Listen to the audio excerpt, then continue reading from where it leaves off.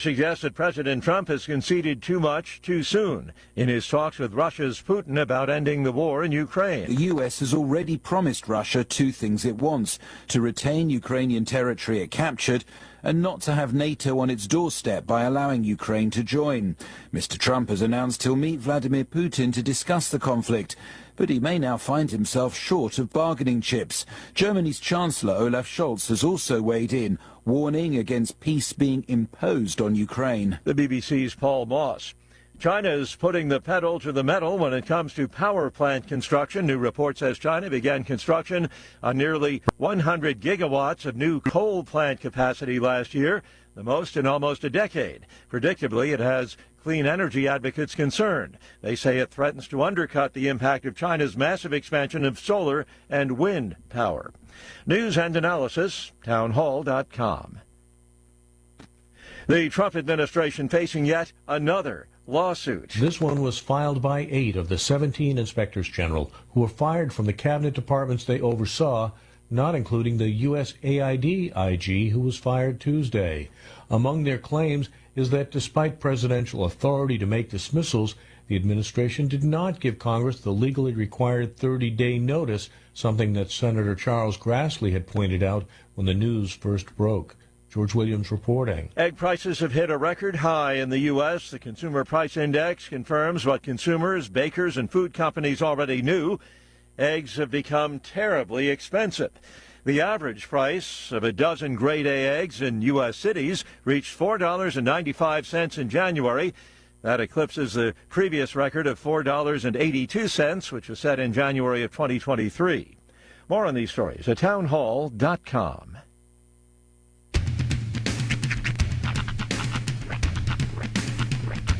What in the wide, wide world of sports is going on here?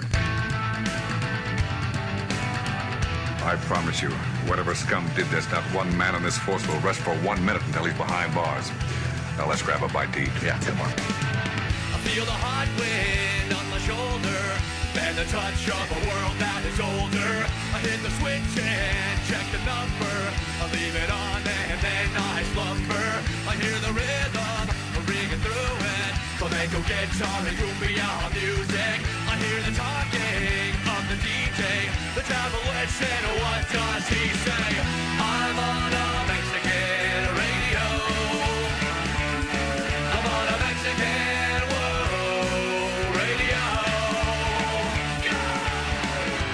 Broadcasting live from high atop the J.P. White Building in downtown Roswell, New Mexico.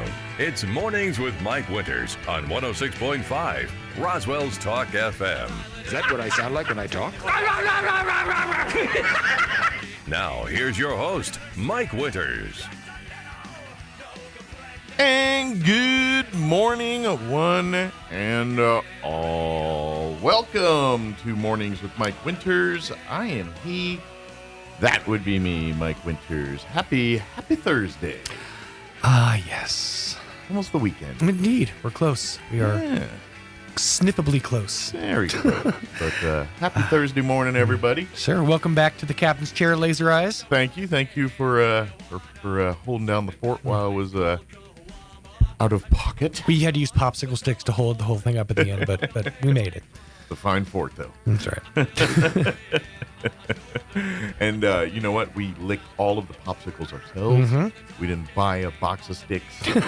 We did it old school. That's right. That's why some are got a red tin, some are purple, some have a green tin. Yeah. I think we'd go to the time and trouble to dye regular popsicle sticks? Heck no. But we go by it naturally. We did cheat a bit. We did get the popsicles with the 2 sticks. Mm-hmm. So we ate, Yeah.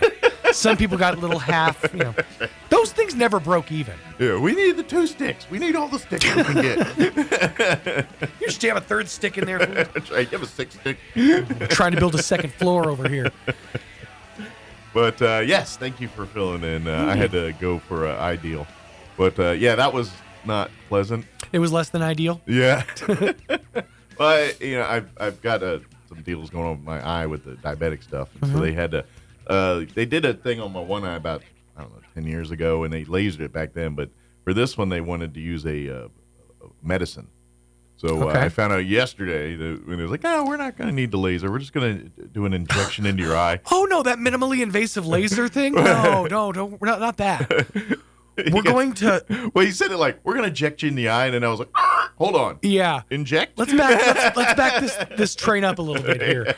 But, so I got a shot in the eye yesterday. Stick a needle in your eye. That's That's like the crux of every early 2000s rock song. There are two places on my body where that really freaks me out about needles. Eye is the one, the other is not my eye. Well, and those are the two places. Yeah.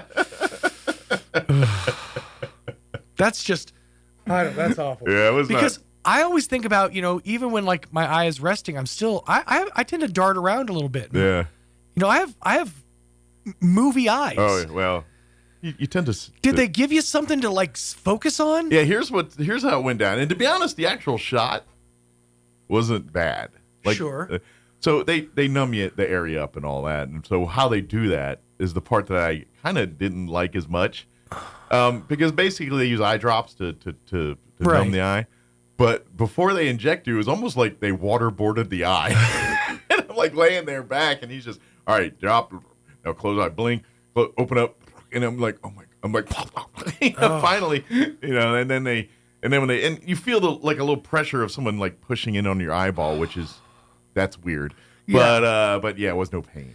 It's right up there with, if you get like Novocaine in the mouth or whatever, like an injection, and you don't feel when they're like taking the tooth out, but you can hear them taking it out, and it sounds like they're breaking a I've had my wisdom mouth. teeth pulled, and one set they knocked me out for, but the other, the bottom set, they did at the dentist office, and they gave me Novocaine, but they didn't give me laughing gas or nothing, so I was cognizant throughout the whole thing. Yeah, and there was no pain, but there's something different when there is literally a man standing over with his feet on the chair.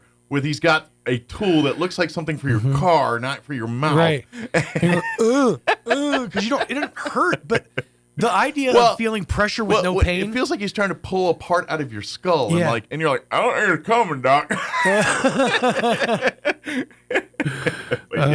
That's so. I mean, but when you feel pressure, your brain says, "Oh, I'm supposed to feel pain." So when you don't, that is a very surreal experience. Yeah. So, but all good. And then, of course, I couldn't see anything the rest of the day. I didn't drive home. My wife drove home, and I had her glasses on because I forgot mine. And like I tried to look out, and it was a cloudy day. Kim was like, "Do you see that?" I just like, no. I'm like, there's cars coming? What's going on? I can't tell. Right. It was weird. But it's mostly normal, because they dilate your eyes and everything. So, but anyway. So you were seeing all the lights. All good. I'll have to go back to Lubbock here in a month and for a follow on and all that. But all good for now. So. Cool. Try to schedule on a guest-free day so we can just do a digital replay. Well, it's already picked. It's in March. I don't remember when it is off the top of my head, but it's kind of you take it when they get you. But it wasn't too bad. Because I tried not to lose us any listeners, but I can make no promises, sir. The parts I heard, you did a fine job. Well, thank you. The parts you heard was your interviews. Well, I heard the parts I was doing. I heard the Brian Luck interview. I heard you talk. I didn't hear nothing at the 9 o'clock, and I caught most of the 7 and 8. I'll tell you what was going on though. I had like something like a frog in my throat yesterday for most of the morning show, so I could hardly long form talk. I told Brian beforehand, I'm like, you wanna just talk a little bit more? So he did ramble a bit, and I was very thankful for that. I just interjected a little. Yes. Well, good. It's up and working good. I was working on something before the show, and I have a computer software system that likes to say, "Hey, I'm going to go on vacation for the next 15 minutes. Come back and see me." It looks like it's back to work. So. Oh, good. Speaking of work, let me give you the rundown for today's show. We do have a bevy of stuff going on. We're gonna replay this hour. Dr. Powell joined us earlier the week on the telly talking about stuff going on with ENMUR and talking about stuff in Santa Fe and legislative stuff and all that good stuff. So we'll play that here in just a little bit. Ray Baca with Golden Gloves going to join us in the 8 o'clock hour. They've got their junior championships coming up here in March here in Roswell at the Roswell High Gym. So we're going to talk about that. I think they move on to the regionals or something in April. I don't remember the whole, but we got boxing. That's the point.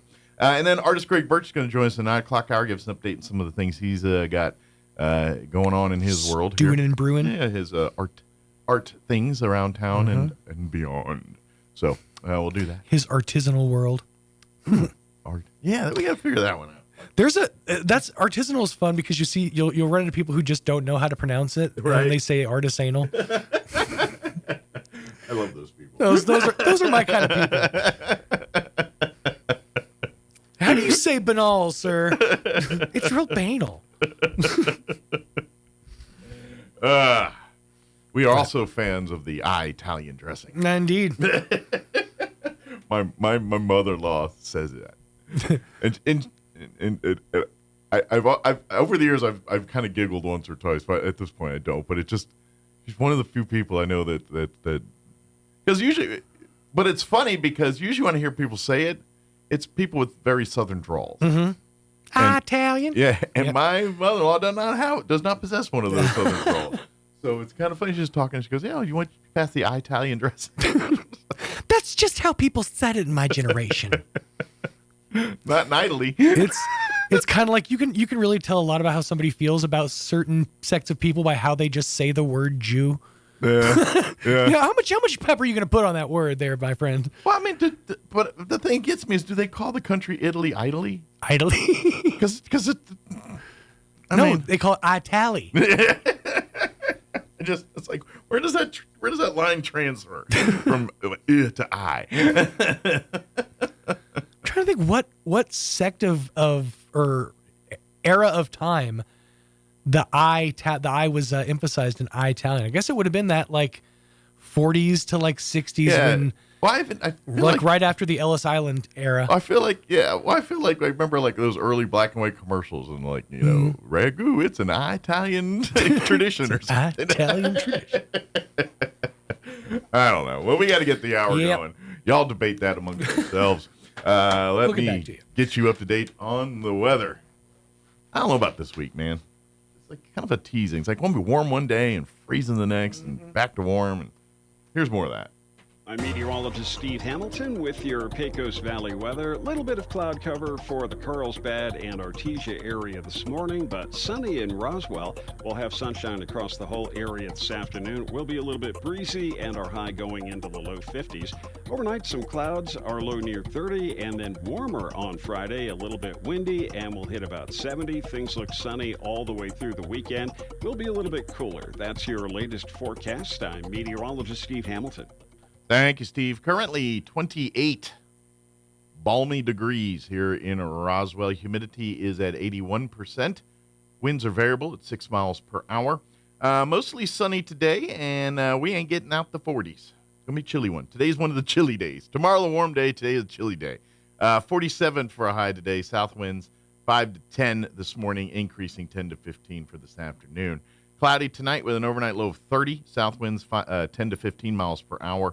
Like I said, Friday is a warm day, but it's going to be windy. Partly cloudy, but back into 70s. 71 tomorrow. Yeah, 47 today, 71 tomorrow. Welcome to the roller coaster. South winds 10 to 15 early, but those winds are going to pick up 15 to 20, gusting as high as 30 miles per hour by Friday afternoon. They're like, we'll give you the warm, but we're going to give you this blowing wind to go with it. Friday night, partly cloudy, overnight low of 40, west winds 10 to 15 miles per hour. Looking at the weekend, mostly sunny, 64 for a high on Saturday. Winds will be breezy out of the northwest, 15 to 25 miles per hour. Right in the mid-50s for Sunday, sunny, 55 for a high. And then for President's Day, we're warming up, partly cloudy, highs near 70, 69 there. And then it looks like another roller coaster week next week because we're at 60 on Tuesday. And then midweek next week, they're talking 48. So that's more of that New Mexico weather we're used to. Short sleeves one day, parka the next. That's the New Mexico weather we love. All right, 7:17. We're going to take a 3.5-minute break. And then on the other side, we'll play our interview with Dr. Sean Powell from Eastern New Mexico University, Roswell. That's on the other side. Don't go away. You're listening to Mornings with Mike Winters. Good morning. Central Valley Electric is continually learning and advancing technology that improves electric service, reliability, and safety, and in turn enhancing the quality of life for members that we serve in our local communities. CVE offers an account manager Smart Hub that allows members to track their usage, set up convenient pay methods, and the ability to manage their energy use with smart technologies. A secure system such as Smart Hub is an easy tool to use. To sign up, visit cvecoop.org and click Smart Hub to get started.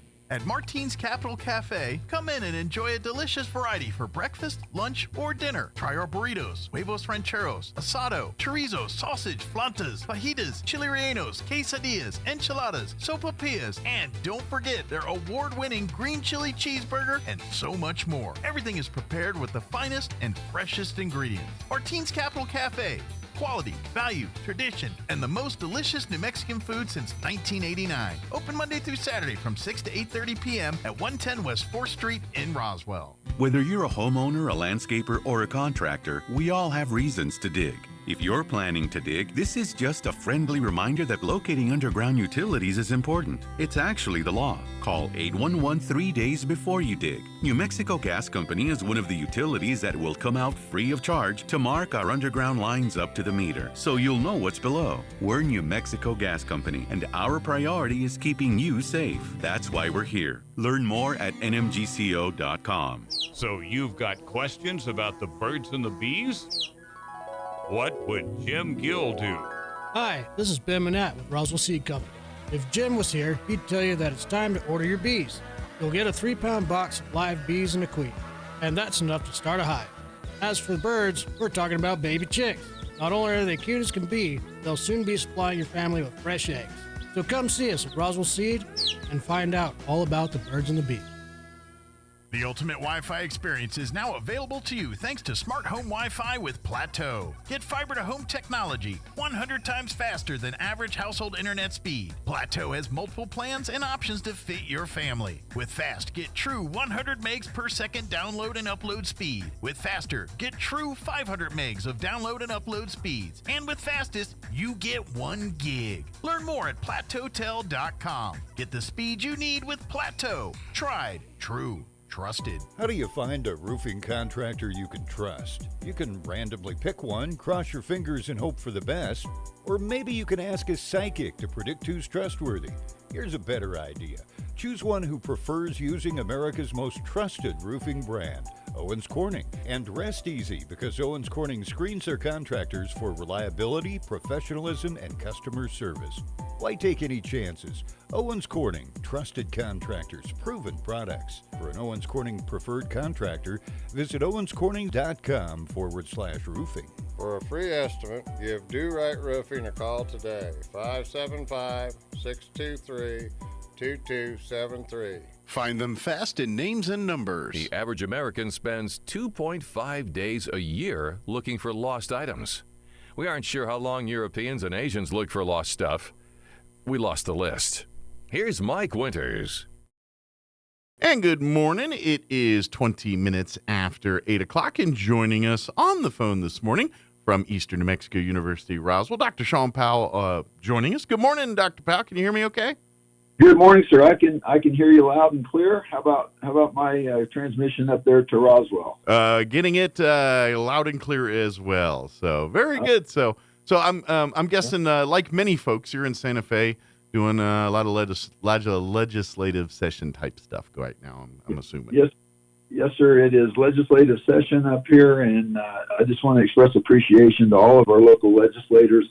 You know, it's an amazing thing with redistricting. Chavez County now has 9 senators and representatives that represent us or are part of the Chavez County area. And so I get to interact with the 9 of them in terms of working on our capital outlay requests, but then also working on legislation that might affect higher education, career tech ed. So yeah, a lot of effort going on, and appreciate all the work that people are doing up here in Santa Fe to support our local community and the campus. Yeah, I would imagine, it being a 60-day session, and for folks that have spent any kind of time in New Mexico know that, every other year we have the 30-day, 6-day. This year's a 60-day. 30-day really focuses on budget a lot and getting that budget passed, where 60-day, there's a lot more conversation on, hey, what can we do with other money? So I'm guessing, when we do have 60 days like this is where, entities like yourself in Eastern get to really try to make some headway with our legislation and say, hey, these kinds of programs would really benefit our college, and here's why. So I'm guessing you get a lot more of that this go around than say next year will be. We do. Yeah, we get opportunities to talk with the legislators, obviously more. There is a bill, and I don't know its current status, to move the legislative sessions instead of doing the 30 and 60 day to a 45 day each year. So I don't know how far that'll get, but there is a bill out there calling for changing the structure. I don't know if it'll happen or not, but that's another concept to do. But yeah, during the 60-day session, obviously there's more time. And they take on larger projects outside of the budget, and they see what funding is available statewide to meet the state needs. And so that's kind of where we are right now. So it's from your perspective, from an Eastern New Mexico University Roswell perspective, is your focus more on the programs and things, or getting money for like infrastructure to create more? When we talk about like our capital outlay stuff and people vote on this and, hey, we're working on our automotive side, we're working on this thing. And so is a lot of your efforts now kind of steering towards that type of thing, or more about the curriculum side and making sure the X's and O's line up kind of thing? So it's really both, Mike, right now. We have a project that's getting ready to start pretty soon. It's a geo bond that we did a couple of years ago. If people remember, it was the fire sprinklers in 3 buildings, and we appreciate all the support there in Chavez County. But this is the time where we're looking for funding to make sure we can finalize that project.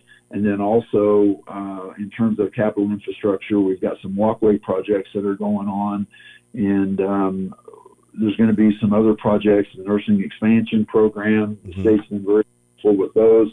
So we look at those larger capital projects, and then also we look at particular programs.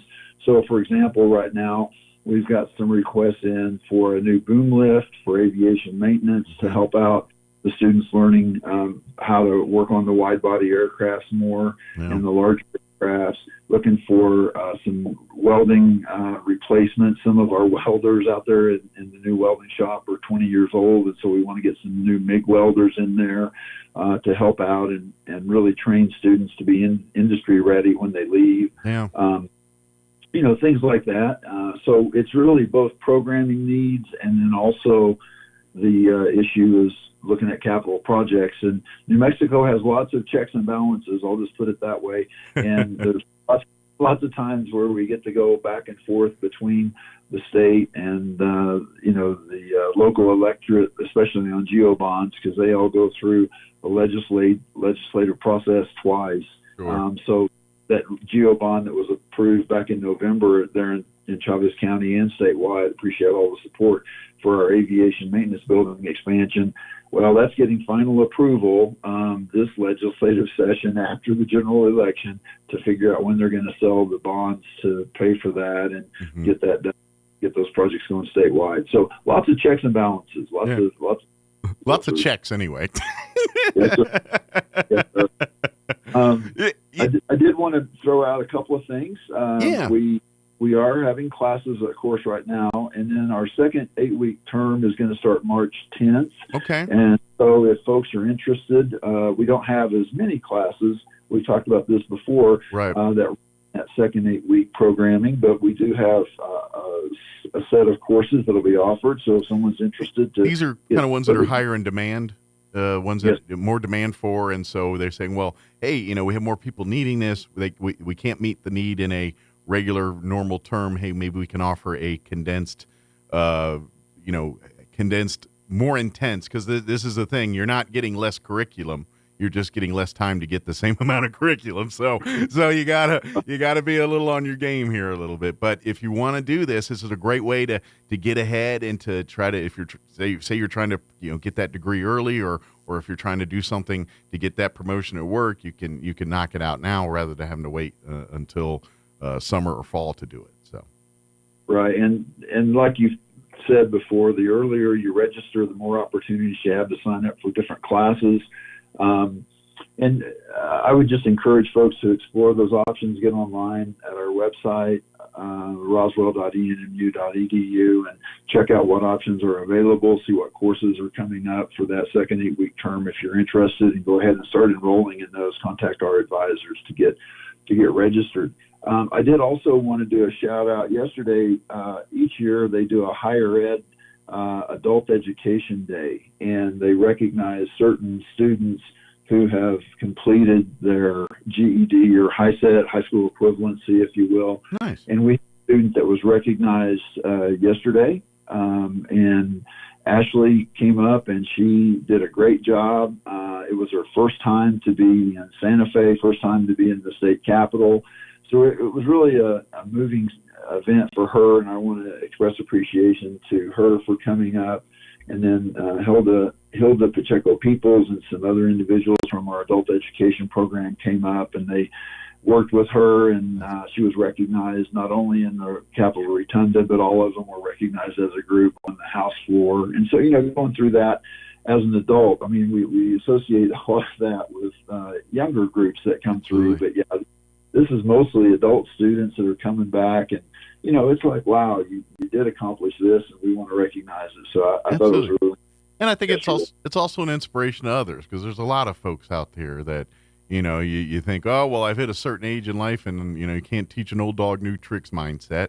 And I'm thinking, that's not true. There's so many people in, quote unquote, starting a second life, in their 40s and 50s, and saying, I want to go back and do this. And so I love that, to see this, because I'm hoping it inspires more people that kind of want to do that, but for whatever reason think, well, I'm too old to start doing that now. You know what I mean? It's easy to get in there. So more of those, and I'm glad when they shout those to the rooftop. So it's a good thing to see. So. Yeah, they did well, and as I said before, I think our age range for the fall semester, I don't have the numbers for the spring semester yet, but it was 14 years old to 77 years old were the age range for our students in the fall. That's right. The joke that from the womb to the tomb. We got them all. There you go. Then I want to just draw some attention to a couple of things, if you don't.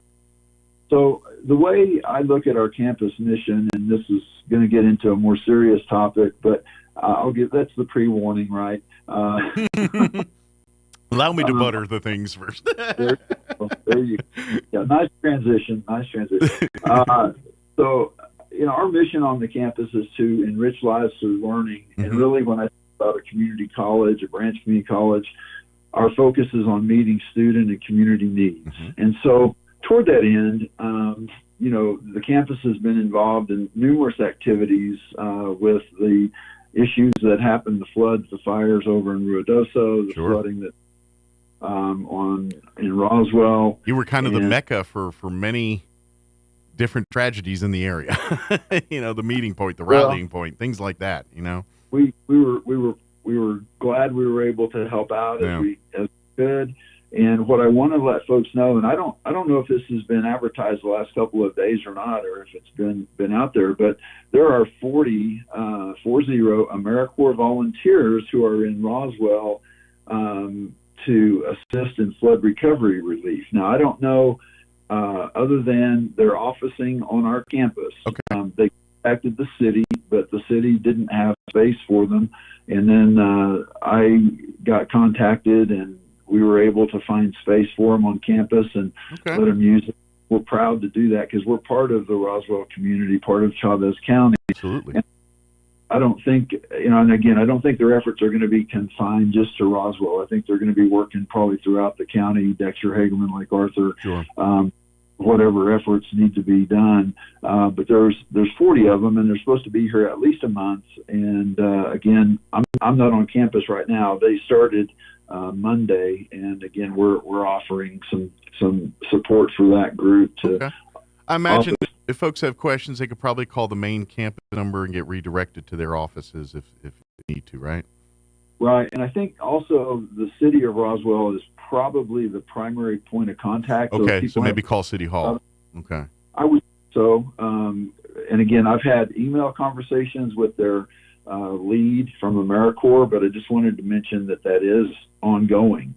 And as you and I know, and we've talked about, the flood recovery, the relief efforts. Those are going to be ongoing for quite a while. And some of the things that are going to be required are skilled laborers. And so from a campus perspective, we're looking at increasing our career technical education options, both in the healthcare but also technical side, to add to programming that's needed, and we're exploring those options now.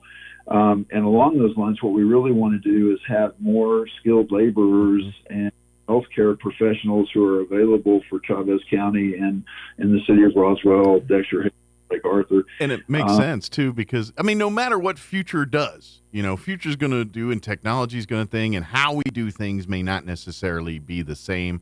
But at the end of the day, we all need a place to live. We all need to eat. We need to drink. We need to stay healthy, and we need to have good health care. And so those needs are going to be met. And so you guys are looking to stay on the cutting edge and saying, hey, we're going to be the place that trains the people that can do these kinds of things. That's what we're hoping to do, and we want to partner with our industry partners, not only the aviation maintenance organizations that are out there at the Air Center, but also the company Builtwise and what they're doing. And I know some of our students and graduates have already been hired in that facility. But in order to fund this and to get these additional programs, we're in the early stages of exploring a mill levy increase in Chavez County. And our mill would be for the whole county. We'll be doing a survey. We'll be having focus groups on campus. We'll be getting back and get trying people's to thoughts on that. Really what we want to do in terms of adding to our career tech ed programs. And the best way to have that perpetually going into the future is through this mill levy increase. But again, we're in the very early stages of exploring it. Our community college board authorized the exploration of it. And if it turns out to be yes, it looks like we could get this going and people would support it across the county, then we would ask the community college board at a later date to come back and say, okay, we have the information now to either move it forward or that we need to do more education in the community about what their needs are and more services. But yeah, it would include the students in the school districts. So going from Lake Arthur, Hagerman, Dexter, Roswell, I've been in touch with the superintendents at each of the school districts, letting them know we're in the exploration stages of this and going through that dual credit program, trying to get more opportunities for them. And just depending on, which school they're at, I think a lot of times we look at the whole county, and as you know, the availability of resources and educational options varies across the size of your community. And so if we can help across the whole county, we want to do that. Well, and the types of things that you guys are looking to try and invest in the future, and in providing these services to get these qualified people, I don't think in the big scope of things, you're not going to see people coming from the outside world rushing to live here, to build houses, to be HVAC worker. You know what I mean? They can do that anywhere. I think if you want to see these things happen, we need to grow it from within. And how do we do that? Places like Eastern New Mexico University. You know what I mean? That's what and so I look at this and like I look at like just my 2 cents worth here, because anytime people say, hey, you want more money, whoa, and everyone gets bulky and whoa, not my backyard, buddy, and all that. But you look at these kind of things and I say, like right now, you look at Eastern New Mexico University Roswell and two of your big programs that you're trying to get more students to get involved. You guys invested more money, more resources into are two really of the greatest needs in our country right now. And if you go, like, one is the aviation industry. And if every day there's a different crash, a different thing. You know what I mean? This is I don't care what anybody says. We can blame politics all you want. This is a result of I think COVID still, and a lack of training and a lack of qualified individuals in these jobs, because all the people retired, and I think we're still fixing that kind of stuff. The other one is healthcare. We don't have enough healthcare people, not just here, but everywhere, but specifically here. And so I think by getting people here, trained here, that want to live here and be here, this is how we do this. So we need to invest in that type of thing. And that's and so, we're looking at this now, but you guys are kind of looking at the next generation, the next thing. We're going to need these. We're going to need, hey, you just saw the results of the flooding. We have a lack of skilled professionals that can do the types of work that gets rebuilt from this. Maybe we ought to offer more trainings and better facilities to do these kinds of things. So this really, at the end of the day, this is what this mill levy is setting up for. And if I'm wrong, please tell me. That's kind of what we're going on here, right? No, that's the plan. You've nailed it right on the head as far as, our intentions in trying to, again, meet community needs and help reach their personal and academic goals and professional goals. I've driven around Roswell. I'm sure you have too. Mm-hmm. You've seen damage from the flood, and that's not a real quick fix. This is still ongoing. Yeah. This is what, 4 months into it now, and we still have homes that are uninhabitable, and they still need to be repaired. Yeah. And I know folks in town have difficulty, finding an electrician, finding a plumber, finding welders, finding, machinists, basically. And that's kind of what we've done in some regard with our agricultural mechanic program, where, Loprino came out and said, we have a need for mechanics.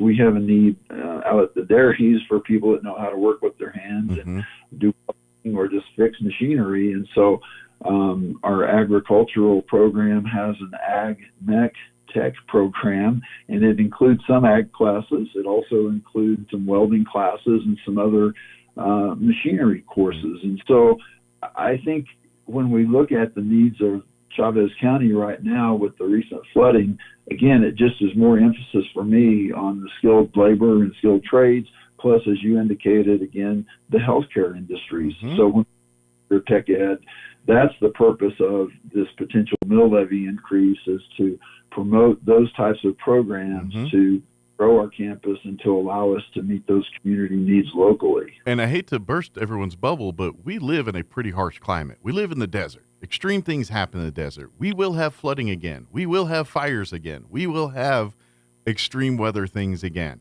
It's not a question of if, but when. It's going to happen sometime. We need to be better prepared for this kind of stuff. And how do you do that? You get a better trained population base. People that, we need those electricians, carpenters, and nurses and skilled labor is such an asset. And there's nothing, and I know, and I almost would even philosophize a little bit, where you and I grew up in an era where, they steer people to academia. That's just, you go to college, you get your degree, the world's your oyster kind of thing. And that shift has changed drastically over the last 20 years. But I almost kind of wonder still if we are paying a little bit of a price of because we steered so many people to academia, that we really are lacking skilled labor folks because we didn't treat it with the, maybe the respect we should have a little bit on it. Does that make sense? Well, I believe what you're saying, and with both of us coming out of the military, the Air Force, having that background, looking at, hey, you're going to come out and you're going to have a skill and you're going to learn how to do a job, and we're going to do that technical training with you. And I think on the college side and maybe the high school preparation side, there for a while, as you know, it was, are we going to prepare you to go to college? Yeah.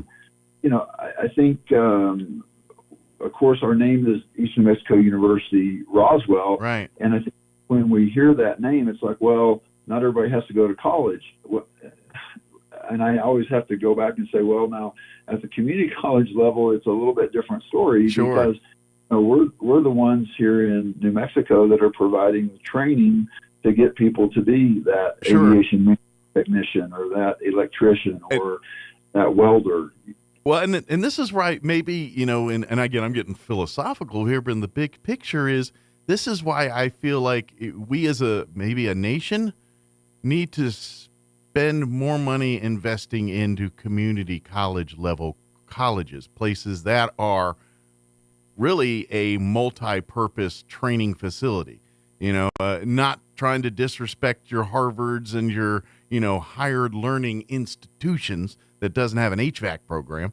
But I'm just saying that maybe we should invest more money into that. And I'm not trying to sound hoity-toity or bashing hoity-toity, but I feel like people in Harvard don't need my money. That's all I'm saying.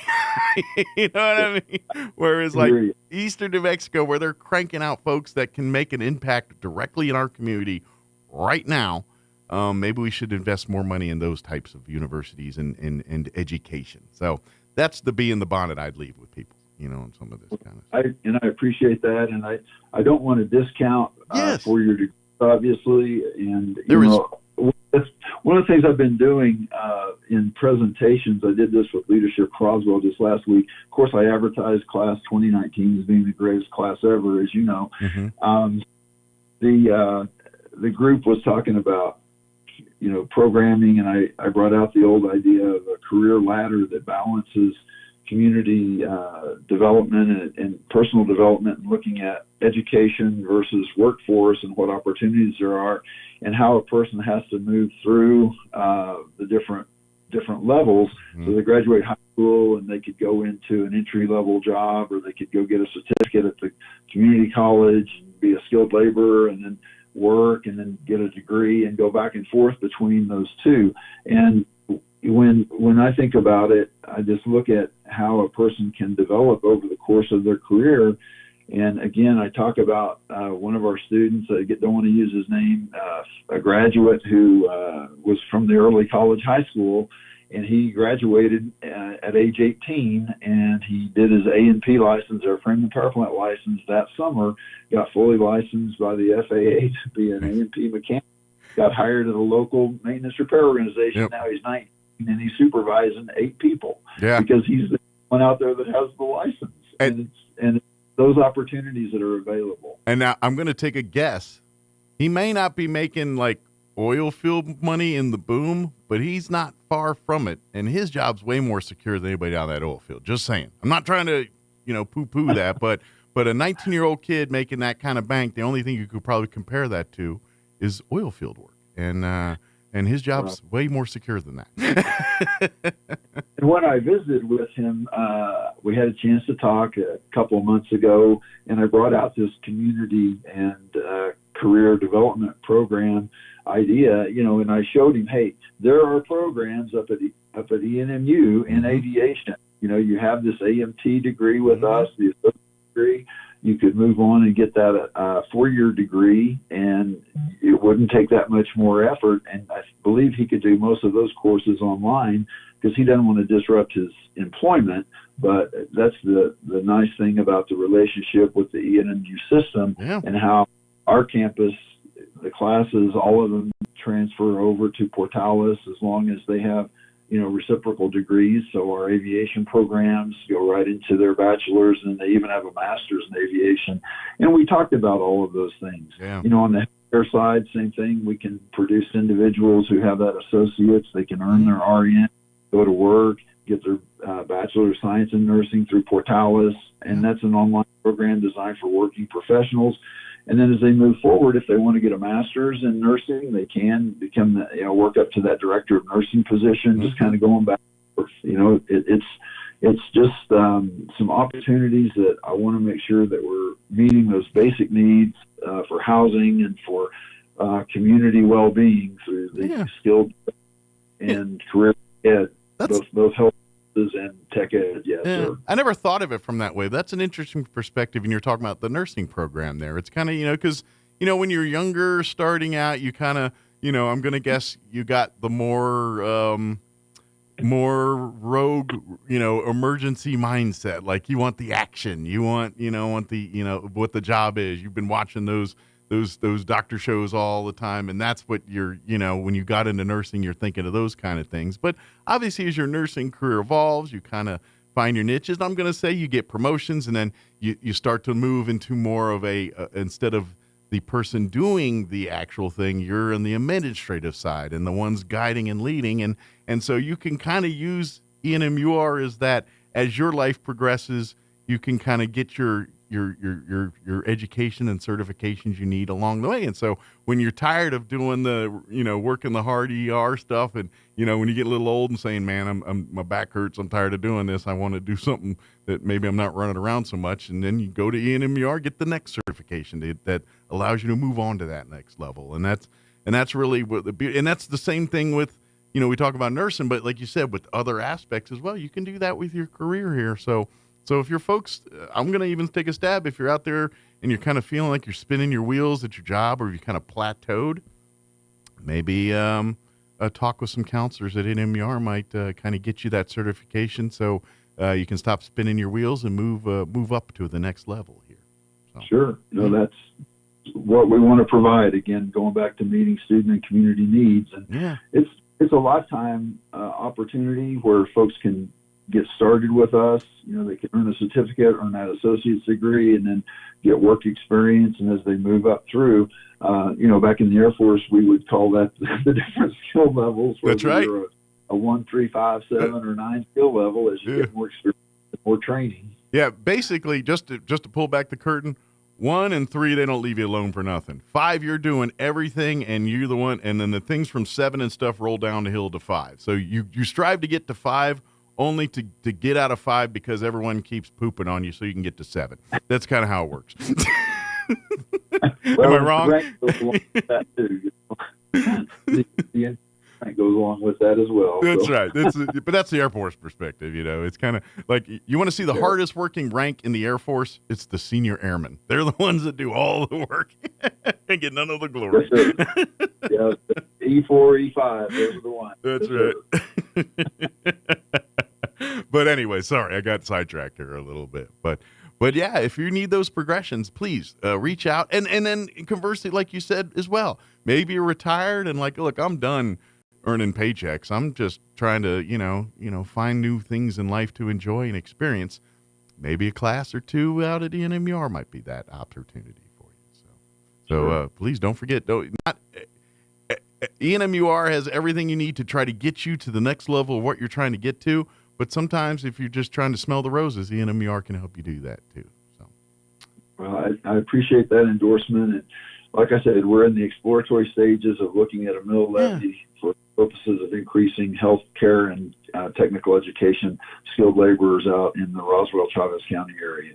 Well, I'm going to take a stab. Like you said, there's going to be some meetings coming up, and if people want to share thoughts and opinions, those will be those opportunities to do those. So right, we'll get a lot word out to the community and the county about it. Yes, sir.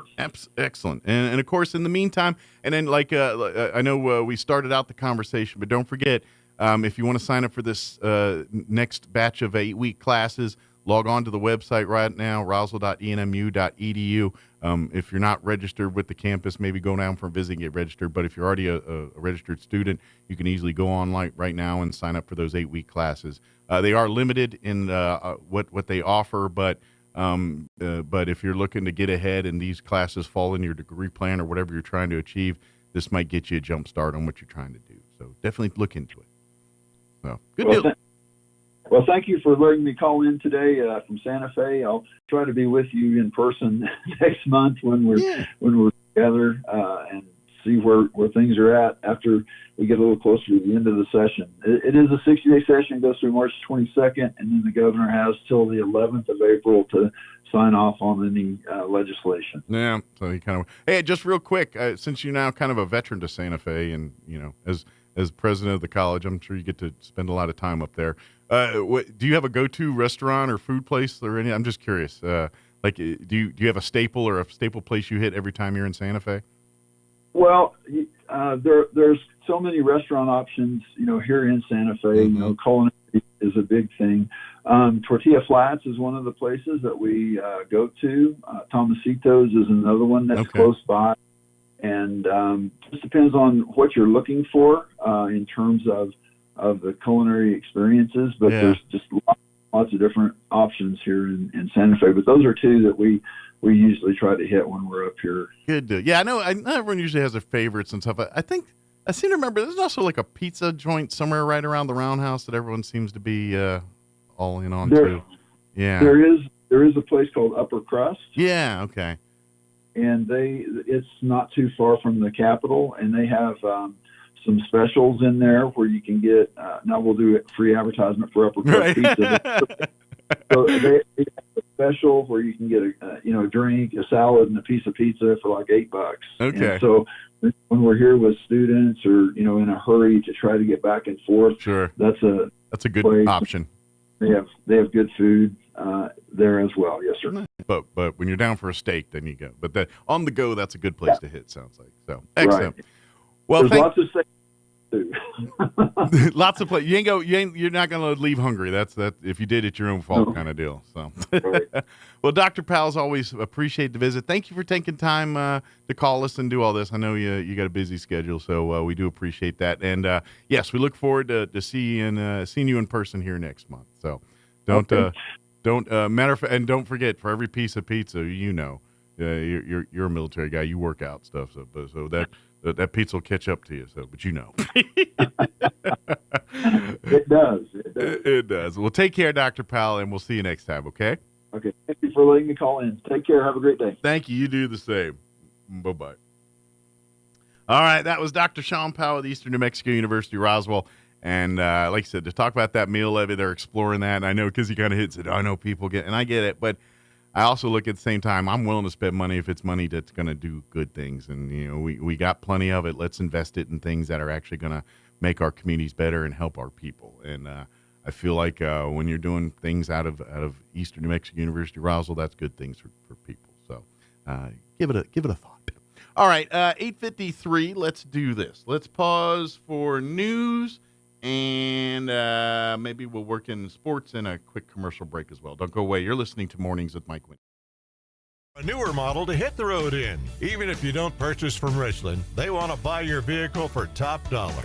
But if you do buy from Richland, don't forget, they're the home of the powertrain warranty for life. That's a whole lot of confidence for you. See Richland for details. 2nd and Sycamore and 1309 Southeast Main. The Roswell Symphony Orchestra presents Shearer Plays Vaughn Williams, Saturday, March 1st at Pearson Auditorium, featuring Dr. Jim Shearer, professor of tuba at New Mexico State University, in the Vaughn Williams Concerto for Tuba and Orchestra, plus Beethoven's 7th Symphony, along with works by Barber, Sibelius, and Mozart. Get tickets and more information at roswellsymphony.org or by calling 575-623-5882. Shearer Plays Vaughn Williams, Saturday, March 1st at Pearson Auditorium in Roswell. Sponsored in part by Dr. John and Ms. Deanne Kaysen and the Roswell Lodgers Tax.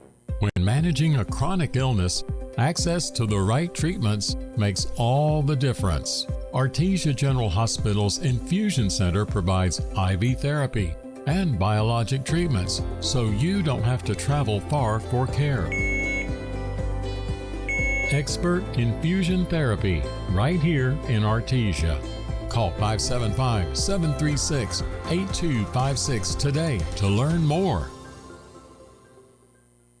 Asian Market brings the flavors of the East to Roswell. The market side has lots of new and different items, including new sauces and noodles to enhance your Asian dishes, plus new snacks and more. And the restaurant inside Asian Market has all Nook's favorites from 11 to 5, like wontons, egg drop, rice or noodle soup, crispy calamari, and the best barbecue fried rice in town. Dine in or call ahead for easy pickup. And find Asian Market on Facebook for updates on open times and specials. Hi, this is Nok. Come see me at Asian Market, 5702 South Main in Roswell. Call 575-840-5309. Time to move into a new year at the Calico Cow Fabric and Gift Shop in Roswell. Valentine's fabrics are here and spring fabrics are arriving daily with a great selection of quilts, Valentine shirts, and rope bowls made right here at the Calico Cow. And Brothers sewing machines are on sale now. Plus, the Calico Cow can fix and perform maintenance on all brands. Out of town? Log on to RoswellQuilting.com to order. We ship direct. The Calico Cow Fabric and Gift Shop, 200 East College in Roswell. Want to know how? Come see the cow. The road to your next adventure starts at Roswell Hyundai with a fresh selection of lease vehicles and bonus cash available on all new Hyundais. Get up to $1,000 in bonus cash on all 24 and 25 Elantra, or up to $1,250 in bonus cash on all new Santa Fe XRT Limited, or lease the all new 2024 Ioniq 6 for as low as $189 a month for 24 months with $39.99 due at signing. And with Hyundai Assurance, you can relax knowing you're protected from whatever comes your way. The road to your next adventure starts at Roswell Hyundai, 1909 West 2nd. Now, your Pecos Valley news update. I'm Jared Sorello. The Artesia City Council has approved some budget adjustments that also included more money to shore up the Parks Department budget. That also included the allocation of $100,000 to fund improvements at the baseball and softball fields at J.C. Park. The council also gave permission to Artesia Main Street to apply for a grant to allow the city to buy the Land Sun Theater. The grant would come from the New Mexico Main Street program, which has awarded grants to cities for similar projects in the past. The city would be awarded the money for the purchase of the theater, with plans for renovations following. The Small Business Administration Disaster Recovery Center in Roswell has announced its permanent closure at the end of business today. The center had been located at the ENMU Roswell Arts and Science Center and was set up to help businesses and residents in their recovery from the October floods in Chavez County. Businesses can still submit economic injury disaster loan applications online at sba.gov/disaster. The deadline to apply is August 1st. And a reminder, most governmental offices will be closed on Monday in observance of President's Day. You're up to date. I'm Jared Sorello. It's time for the Chavez County Sports Report. Let's catch you up on some small school basketball action. It was a sweep for the NMMI Colts in boys and girls basketball back on Tuesday night. The guys won easily over Dexter, 82-25, and the girls in a mild upset beat Dexter 57-52. NMMI is only 3-9 on the season. Dexter is now 14-9 on the year. So NMMI will be in action of girls-boys doubleheader Friday at 5 o'clock, and Dexter, meanwhile, will be playing at Tularosa on Friday. That's the girls. The guys will host Tularosa. Meanwhile, Gateway Christian taking on Melrose, girls-boys doubleheader this afternoon. Melrose really good, and Gateway Christian pretty good too, so that should be a lot of fun. That starts at 6 o'clock. The Sports Report brought to you by DSI. Call DSI for all your office technology needs. I'm Eric Butler at Roswell's Talk FM 106.5. Roswell's home for talk radio is 106.5 FM, KEND Roswell. Townhall.com. I'm Rich Thomason.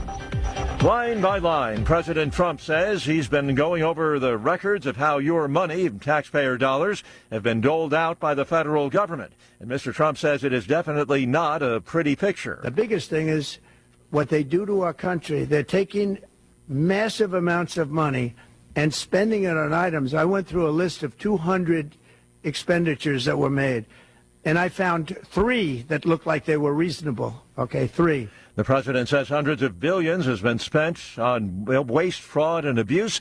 He'll have more to say about it later today. He'll hold another news conference. Addressing the NATO allies, the Pentagon chief spells out the Trump administration position on Ukraine. Defense Secretary Pete Hegseth denied that the United States is betraying Ukraine. There's one man in the world capable of convening the parties together to bring peace, and that's President Donald Trump, which he demonstrated yesterday in speaking to both Vladimir Putin and Zelensky. NATO Secretary General Mark Rutte. It clearly gives that impression that it was a successful phone call. We all want peace in Ukraine. Obviously, we have to make sure that Ukraine is in the best possible position. Both Rutte and Hegseth agreed that NATO's European allies must spend more on their own defense budgets. I'm Karen Shamas. 3 more Israeli hostages may be on the verge of a homecoming. Hamas says it will free the captives on Saturday as part of the Gaza ceasefire. Southern California bracing for potentially devastating flooding and mudslides as an atmospheric river coming in off the Pacific brings heavy rains to areas previously swept by wildfires.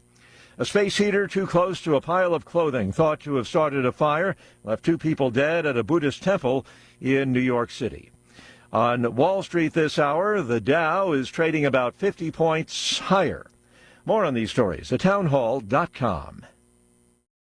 Here's an important message from the Diabetes Solution Center. Do you like pricking your fingers to test your blood sugar levels? No one does, but it's important to maintain your health. And now, by wearing a small remote device called a continuous glucose monitor, or CGM, you don't need to prick your fingers anymore. It's easy to use and helps you make more accurate diabetes treatment decisions. If you are testing your blood sugar 3 or more times daily, injecting insulin, or using an insulin pump, call the Diabetes Solution Center right now. And if you have Medicare or most major insurance coverage, you may be able to get a new CGM at little to no out-of-pocket cost. Shipping is free, and we'll even bill your insurance company for you. If you are testing your blood sugar 3 or more times daily, injecting insulin, or using an insulin pump, call the Diabetes Solution Center right now to learn how to end the painful finger sticks and get your own continuous glucose monitor, or CGM, at little to no out-of-pocket cost.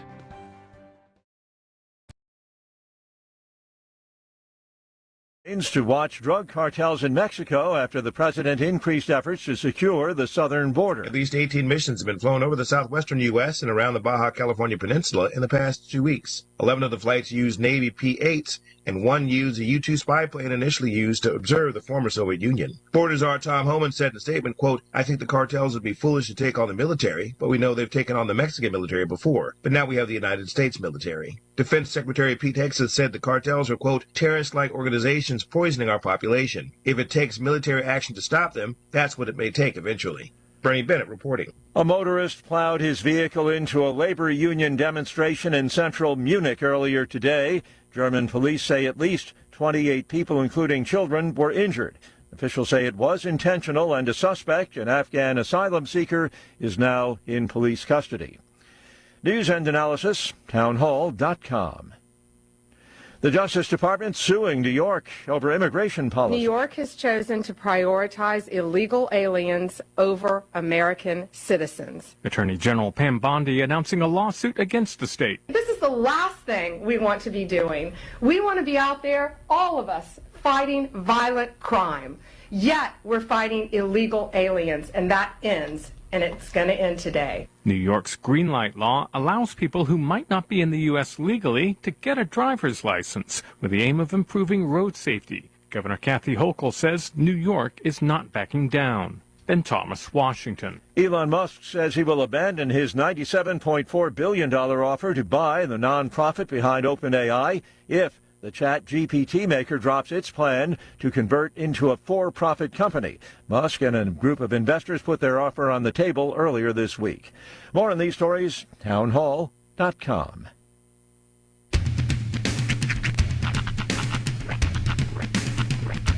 What in the wide, wide world of sports is going on here?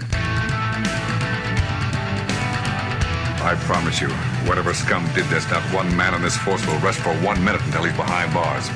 Now let's grab a bite to eat. Yeah, come on. I feel the hot wind on my shoulder and the touch of a world that is older. I hit the switch and check the number. I leave it on and then I slumber. I hear the rhythm ringing through it. Flamenco guitar and cumbia music. I hear the talking of the DJ. The travelist and what does he say? I'm on a Mexican radio. I'm on a Mexican radio. Broadcasting live from high atop the J.P. White Building in downtown Roswell, New Mexico. It's Mornings with Mike Winters on 106.5 Roswell's Talk FM. Is that what I sound like when I talk? Now, here's your host, Mike Winters. And good morning. It is 6 minutes after 8 o'clock.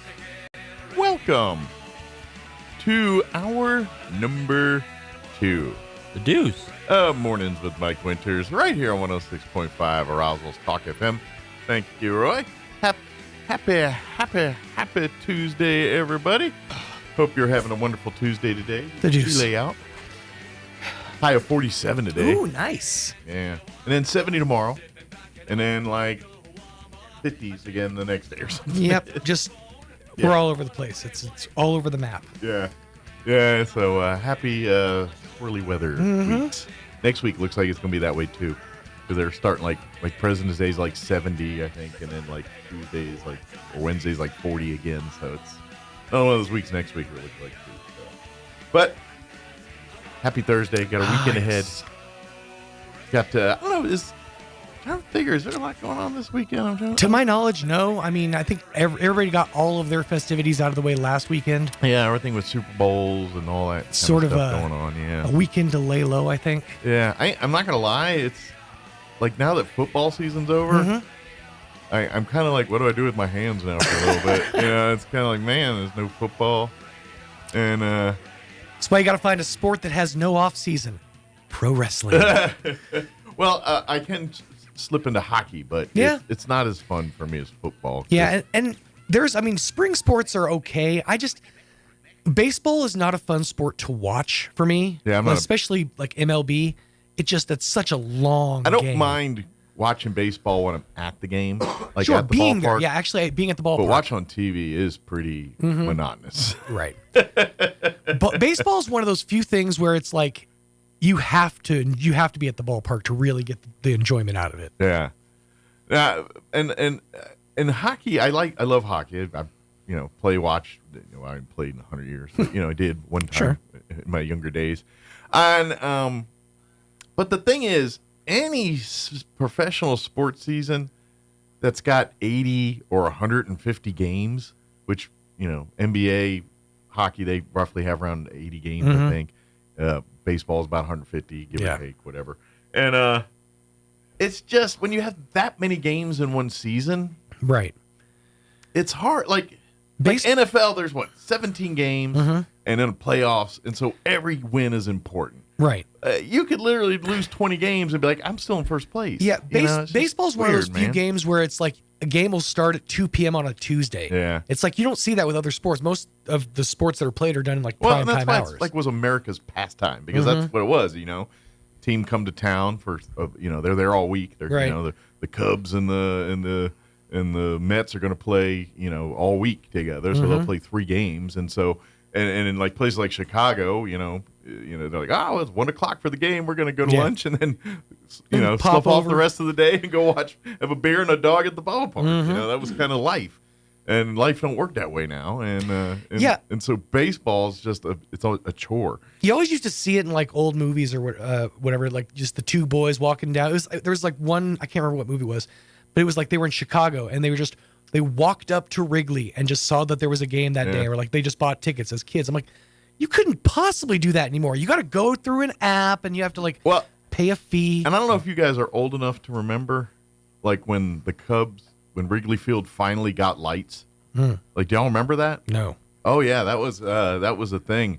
I think it was the 90s when they finally got lights in Wrigley Field, because Chicago Cubs did not play night games forever unless they're on the road. But at home, they never played night games until the 90s, and then they finally put lights in. I still think Wrigley Field uses the hand scoreboard, don't they? I think so. Yeah, it's one of the more old school fields. But yeah, no, I mean it's. But yeah, they didn't have lights until the 90s. I did not know. That's crazy. I mean, I'm sure I was alive when it happened. It was a big matter of fact. A lot of Cubs fans were salty because they're like, no, tradition is baseball in the afternoons in Chicago. No. You want to see a night game, go watch the White Sox. Watch the damn Yankees. Band name. That's what happened. Somebody just told them, you know what, you want to go watch a night game, go watch the damn Yankees. And they were like, you know what? We're going to go put out a hit album. How about that? Right. Somebody told the Nuge. Oh, I got to turn your mic on. Yeah, sorry, Roger. Baseball's a game where you lose. It's one of those games where you lose by winning. Yeah, it's really. I mean, it's the most statistical game of any of the sports. Well, that was part of the whole thing too. Is when the tradition of it. You go out, to the ballpark. You take your little box score sheet thing, and you win by losing pitches and strikes and like RBI and all that. It's like I know what it means, but I don't really know what it means. Oh, I know what that means. I know enough to know that. Like I know it's runs batted in, but it's like there's certain things that it's like. Do you know what that means? No, that's what I'm saying. So when no, we're not doing this right now. It won't take but a second. Okay. Because there's people yelling at the radio. No, right I now. agree with Sean. No one knows what that is. I know, and they shouldn't know what that is. Bro, it's not that. That one's not that hard. We're not that deep into it. Runs batted in is when a guy hits the ball and it's a base hit or a single. So if there's somebody on third, and if he him scores, well, then that's an RBI. Yeah, I knew the concept. It's like if you've got offside. bases loaded, or if you've got somebody on third and you hit a base hit and he I mean, runs I'm not home. that rubish. I know it's basic I get rules the of baseball. concept of it, but it's like yeah. There's sorry. certain times when like a ball is like on the foul fair line, and you don't it's ump's call, and it's all just numbers and weird. That's just baseball. Anytime you have an ump, and you could throw literally the same pitch 3 times, and 3 different people will call it 3 different things depending on the ump.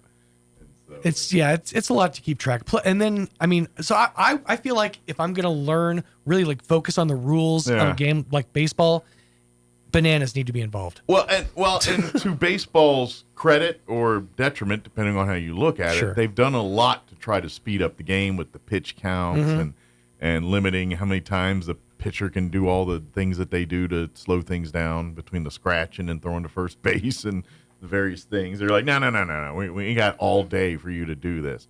And so I get some of that, but I don't know. It's like football, like false start and offsides mean the same thing. Right. Depends on who does it. No, so if you're on offense and you go across the line, it's a false start. If you're on defense and you do it, you're offsides. I stand corrected. All right. Speaking of sports, one sport that this weekend NBA All-Star Week game. Is it? I could care less about that. Did you just feel the silence? I think the cricket was outside. I'm like, I don't even. I mean, I'm like it. Like, who else is going to be there besides LeBron? Kevin Hart, probably in some capacity. Yeah. Do they still do the slam dunk contest? I think that's possibly like the day before. Is it? Yeah. Yeah, it's Is like that still a it's thing? a 3-day thing. The slam dunk challenge. I'm sure they fit the dunk contest. Like somewhere. I weigh like NBA's All-Star, the skills competition is way more fun than the game to me. Same, but like hockey's a good one. Dude, if they ever decide to break out Celebrity Horse, then I'm in. Then I'll start watching. Like NHL skill competition is good. It's fun to watch. It's because they'll do like hardest slap shots and all kinds of stuff and try to they'll put like plates in the corners of the goals and the guys have to hit it and then you got to do some weird skate thing. It's fun.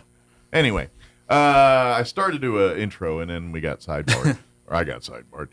Ray Baca is joining us here, talking some Golden Gloves boxing. They got their junior championships. They're going to be got a big weekend at Roswell High coming up here in a couple weeks, and then in March, I believe, and then also got they move on to playoffs there in April and so forth. So Ray's going to give us the update on what's going on here with Golden Gloves boxing for the juniors and their kind of championship rounds here. So that's coming up. It's just I can't not hear it. Yeah, what? It's like I know what you're going for. I can't not hear it. You know when I did that? Years ago, we've told the 30 story. years ago. Yeah. And it's just right when you first got your first iPhone. Phone. Back when they just said, hey, you can make your Blackberry haptics. So yeah, mine is the whole Beavis that. Well, and mine is the vein of Beavis and Butthead. Right. Not the actual song. Yeah. But the Beavis and Butthead. So it's what kills it though. It's almost there. What kills it is that last one because it goes too long. It goes instead of Well, you need a short long. Well, like a Morse code thing. That was many moons ago when I cared about things like that. Now I'm like, tell you what, when I'm dead in my funeral, the things are going boom, boom, boom, boom, boom. All right, it is 8:16. Let's get you up to date on the weather. I'm meteorologist Steve Hamilton with your Pecos Valley weather. A little bit of cloud cover for the Carlsbad and Artesia area this morning, but sunny in Roswell. We'll have sunshine across the whole area this afternoon. It will be a little bit breezy and our high going into the low 50s. Overnight, some clouds, our low near 30, and then warmer on Friday, a little bit windy, and we'll hit about 70. Things look sunny all the way through the weekend. We'll be a little bit cooler. That's your latest forecast. I'm meteorologist Steve Hamilton. Thank you, Steve. Currently, 29 degrees here in Roswell. Humidity is at 78%. Winds calm at the moment. We are looking at sunny skies at some point. Not yet. High of 47 today. South winds 5 to 10 miles per hour. Will increase 10 to 15 miles per hour later this afternoon. Tonight, we're looking at cloudy skies with an overnight low of 30 degrees. South winds 10 to 15 miles per hour. Warming up for Friday, but the winds are coming with it. Partly cloudy and a high of 71 tomorrow. Winds will be out of the south early, 10 to 15 miles per hour. As the day progresses, winds will increase 15 to 20, gusting as high as 30 miles per hour by Friday afternoon. Friday night, partly cloudy, looking at an overnight low of 40. Winds out of the west, 10 to 15 miles per hour. For the weekend, mostly sunny, 64 for a high on Saturday. Winds will be breezy out of the northwest, 15 to 25 miles per hour. Sunday, sunny skies, 55 for a high. And then looks a little more roller coastery for next week as well. For President's Day Monday, pushing 70, 69, and then 60 on Tuesday, but back down into the upper 40s by midweek next week. So we'll see how all that shapes out.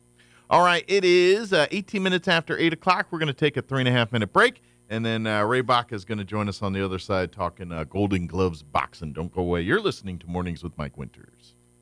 Hey, Roswell, love is in the air, and your friends at Roswell Ford are relationship experts. Really? No, just kidding. But we do have an offer that will take your breath away. Get unprecedented savings during our biggest President's Day sales event ever, this week only at Roswell Ford. Right now, everybody gets friends and family pricing. Save up to $8,000 off MSRP on new Fords with 0 down and 0% APR for 72 months. Plus, we have a great selection of low-mileage, one-owner pre-owned vehicles in prime condition starting at just $10,000. Making payments on your current car, truck, or SUV and want out early? Roswell Ford wants to terminate your current lease or loan, even if you owe thousands more than it's worth. And our aggressive lenders will push to approve your credit, even if your credit is less than perfect. Huge savings, more for your trade, and a better buying experience. Get on board at Roswell Ford, 821 North Main Street in beautiful Roswell, or online at roswellford.com. 0 APR is $1,389 per thousand financed on select in-stock vehicles. Trade balance refinanced to new loan, subject to lender approval. Offers not combined. After Solomon became king of Israel, God spoke to him in a dream and told him to ask for whatever he wanted. Solomon started by thanking and praising God. He was humble and admitted he didn't feel like he was up to the task of being king. Solomon then asked for a discerning heart to know right from wrong. God was pleased with his request and gave him what he asked for. Sounds like the young king already had some wisdom when he made his request of God. Jesus taught that everyone who hears his words and puts them into practice is like a wise man who built his house on the rock. The rain came down, the streams rose, yet it did not fall because it had a foundation on a rock. But everyone who hears his words and doesn't put them into practice is like a foolish man who built his house on the sand. The rain came down, the streams rose, and the house fell with a great crash. So how do we gain wisdom? Well, looks like we put the words of the Lord into practice. Join us at the Country Club Road Church of Christ for worship at 10 a.m. on Sunday, located on the corner of Country Club and Washington in Roswell. Stock up your freezer with premium New Mexico grown beef cuts delivered straight to your door from Runyon Cattle Meats. Runyon Cattle Meats offers premium grass-fed, grain-finished beef in whole, halves, and quarters, along with special seasonings that perfectly complement the meat. Find mouth-watering recipes, cut lists, gift baskets, and more at RunyonCattleMeats.com. Order today by calling Runyon Cattle Meats at 575-760-5655 or online RunyonCattleMeats.com.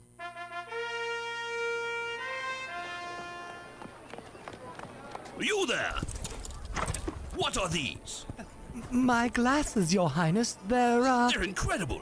Who made these? The eyesight in Roswell. Or was it Hobbs? Or maybe Carlsbad. So well crafted and stylish. So the eyesight thinks they can challenge my throne with their quality eyewear. Actually, Your Majesty, I got 2 pair and an eye exam. It was so easy. I did it during my lunch break, and they even took my insurance. Lunch break? Who gave you a lunch break? Human resources, Your Majesty. Silence! I'll get you eyesight!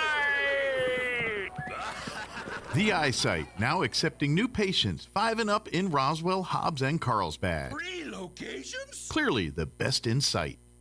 Here's a Mornings with Mike Winters fun fact. Astronauts are not allowed to eat beans before they go into space because passing wind in a spacesuit damages them. The suits for the astronauts. here's Mike Winters. And good morning. It is 21 minutes after 8 o'clock, and joining us in studio this morning, talking some Golden Gloves boxing, Ray Baca back with us this morning. Morning, Ray. How you doing today? Good morning, Mike. Doing well, thank you. Thanks for having us. Anytime, and of course, it's really great because now we're seeing, because we just talked to you a couple months ago with Hall of Fame and Correct, all that stuff, and so it's now really getting, like there's always been a great tradition of boxing in New Mexico. You know what I mean? We've got a great history. We've got some legendary folks over the years that have been a part of Gold, but we're starting to see a surge where we're getting more youth, more people looking to say, hey, this might be a great thing for my child to be a part of. So you guys are growing and getting bigger, it seems like. Yeah, we are. Like you said, there's a great tradition, especially in Roswell, because the actual state Golden Glove tournament was founded here in Roswell in 1948. Nice. And it was here to 1 year after the aliens. So now we're in our 78th year. Yeah, 70. I take that back. 77th. Okay. We're in our 77th. We don't fudge that year. Yeah. All right, I can't answer this phone. I don't want to keep calling me in here, but sorry. That's quite all right. Keep going. Go ahead. But anyway, we're glad. This is our third year back, and March 21st, 22nd, and 23rd, Roswell High School. But we've added something to that this year. This year, during the course of the state Golden Glove tournament, we're hosting the state Junior Golden Glove tournament at the same time. Nice. Okay. So it's like kind of this is going to be an over-the-top action-packed, just wherever you turn, there's going to be something going on kind of thing. And we're adding 2 rings. So like last couple of years, we've had just 1 ring center stage. But this year, we're thinking now it's going to get more people coming in into our community and more fighters. So we're adding 2 rings. And it just depends on the number of fighters, but and we're still going to have our live streaming through you guys. Yeah, absolutely. Well, this is the thing. Like the March here in March, the 21st and 22nd, 23rd there. That's all going to be at Roswell High. Now, yes, you got it in town. We want to pack the gym. Yes, we do. Full of when all these matches are going on, they got plenty of people ringside. However, if I get it, you got folks living all over the state or outside of the state, got family. Tell them that they can tune in on our KSVP TV. We'll have a Golden Gloves channel on our website there that they can tune in and watch the boxing that weekend. And, of course, it'll be on demand afterwards, too. So, but we want to make sure we fill the gym up. We want to make sure we're supporting these kids. We want to make sure they've got a full gym of people rooting them on at these boxing matches. And, we have a lot. Roswell's been very good. It's been very good to Golden Gloves. Our sponsors, different ads, you guys, and so on. And this is, where does this money go? One of the, purchase the rings. Yeah. Equipment, supplies, and then. I'm going to take insurance is not a cheap thing to have for the sport of boxing. Yeah, that's very well said. The other thing, any sport and event's expensive, but. I'm just thinking, boxing, they're probably saying, we're gonna charge you a premium for that insurance. So we have that additional cost is when these guys, when they win and they move on, we're responsible for getting them to and from, whether it be flying or driving them or whatever the case. If they get to these, state, regional, and then into national type things, and they got to get all over the country and for some of these matches and things, and we got to get them there. It costs money to put them on planes and to training and lodging and food and all the things that it costs to do these kinds of things. That's very well said. And and again, we have to take care of all of those things. And at the end of the day, though, is like when you see these young men and young ladies. Absolutely, that's the other thing too. We're seeing the female side of boxing gaining a lot of popularity. So that's good. And we have some actually we have quite a few fighters, whole-playing class fighters. There's a couple of young ladies out of Albuquerque and then another couple out of Las Cruces. Some really excellent fighters. And not to mention that we've had a couple of young ladies out of Albuquerque, out of Las Cruces that won nationals here in the last couple of years. So, I'm just was curious. We're just talking philosophically here for folks that also don't know. Albuquerque is considered kind of a mecca for MMA fighting. You have a lot of MMA that do training and stuff there. I'm very curious, how does that work or hurt or help Golden Gloves? Is there a lot of, like, does that detract from some of your stuff? Or do you see kids that maybe start in Golden Gloves and then maybe as they get older say, you know what, I'm going to transition to MMA stuff? I mean, how does that help, hurt, or a little bit of neither on that? I'm just curious. I really don't, and you're right, though. It usually starts when you see these UFC, those guys are professional fighters. Mm-hmm. And most of them start, whether they're wrestlers or sure, wrestling. They usually start in one faction or another. Or boxers. Holly Holm is a perfect example of that. Mm-hmm. She transitioned from being a world champion in boxing Mm-hmm. and became a UFC champion. Right, yeah. But I don't think it really hurts us, to be honest with you. I didn't know if maybe it even helps where they're saying they see MMA, but they're saying, you know what, because here's the thing. We're talking about Golden Gloves boxing. We're talking, we're training these kids to be boxers and things like that. But here's the side of it that doesn't necessarily, show up on the tape here is the mentoring side. And the kids, as much as they're learning boxing skills, they're learning life lessons as part of that. And so I think like when a child sees the MMA stuff and says, that's why I'm thinking, if they're interested in that, starting in something like boxing not only gives them the mindset of how to train for something like that, but also gives you life lessons because guess what, boxing, you're going to get knocked down in boxing. That's what happens. Yeah. What happens when you get up? That's a lesson that's really hard to teach in a lot of circles, except for in the, pardon the pun, the square ring here. and you're right. And in boxing, you're going to get hit. Yeah. That's just part of the game. That's the game. You're going to get hit. But the preparation and the mentoring with the coaches, the traveling with your teammates. Yeah. Although it's an individual sport, you get to know these guys. You travel with them. You live with them. You go to these tournaments. You're with them. All that time that you're out, and it's you build that camaraderie with these guys. So it's. Oh yeah. And I've been on both sides as a coach and as a fighter, and able to the kids themselves. They never forget you. Well, and here's the thing that I think were you, yourself, and many, because there's a bunch of us. Yeah, there's a bunch of us. All of our coaches that are out there now that probably in these circles were probably just like yourself. They were young men, young women that were boxing and doing their thing. But it's because for you guys, I imagine because you see and some of these kids come from hard places and life and family homes that aren't ideal per se. Sure.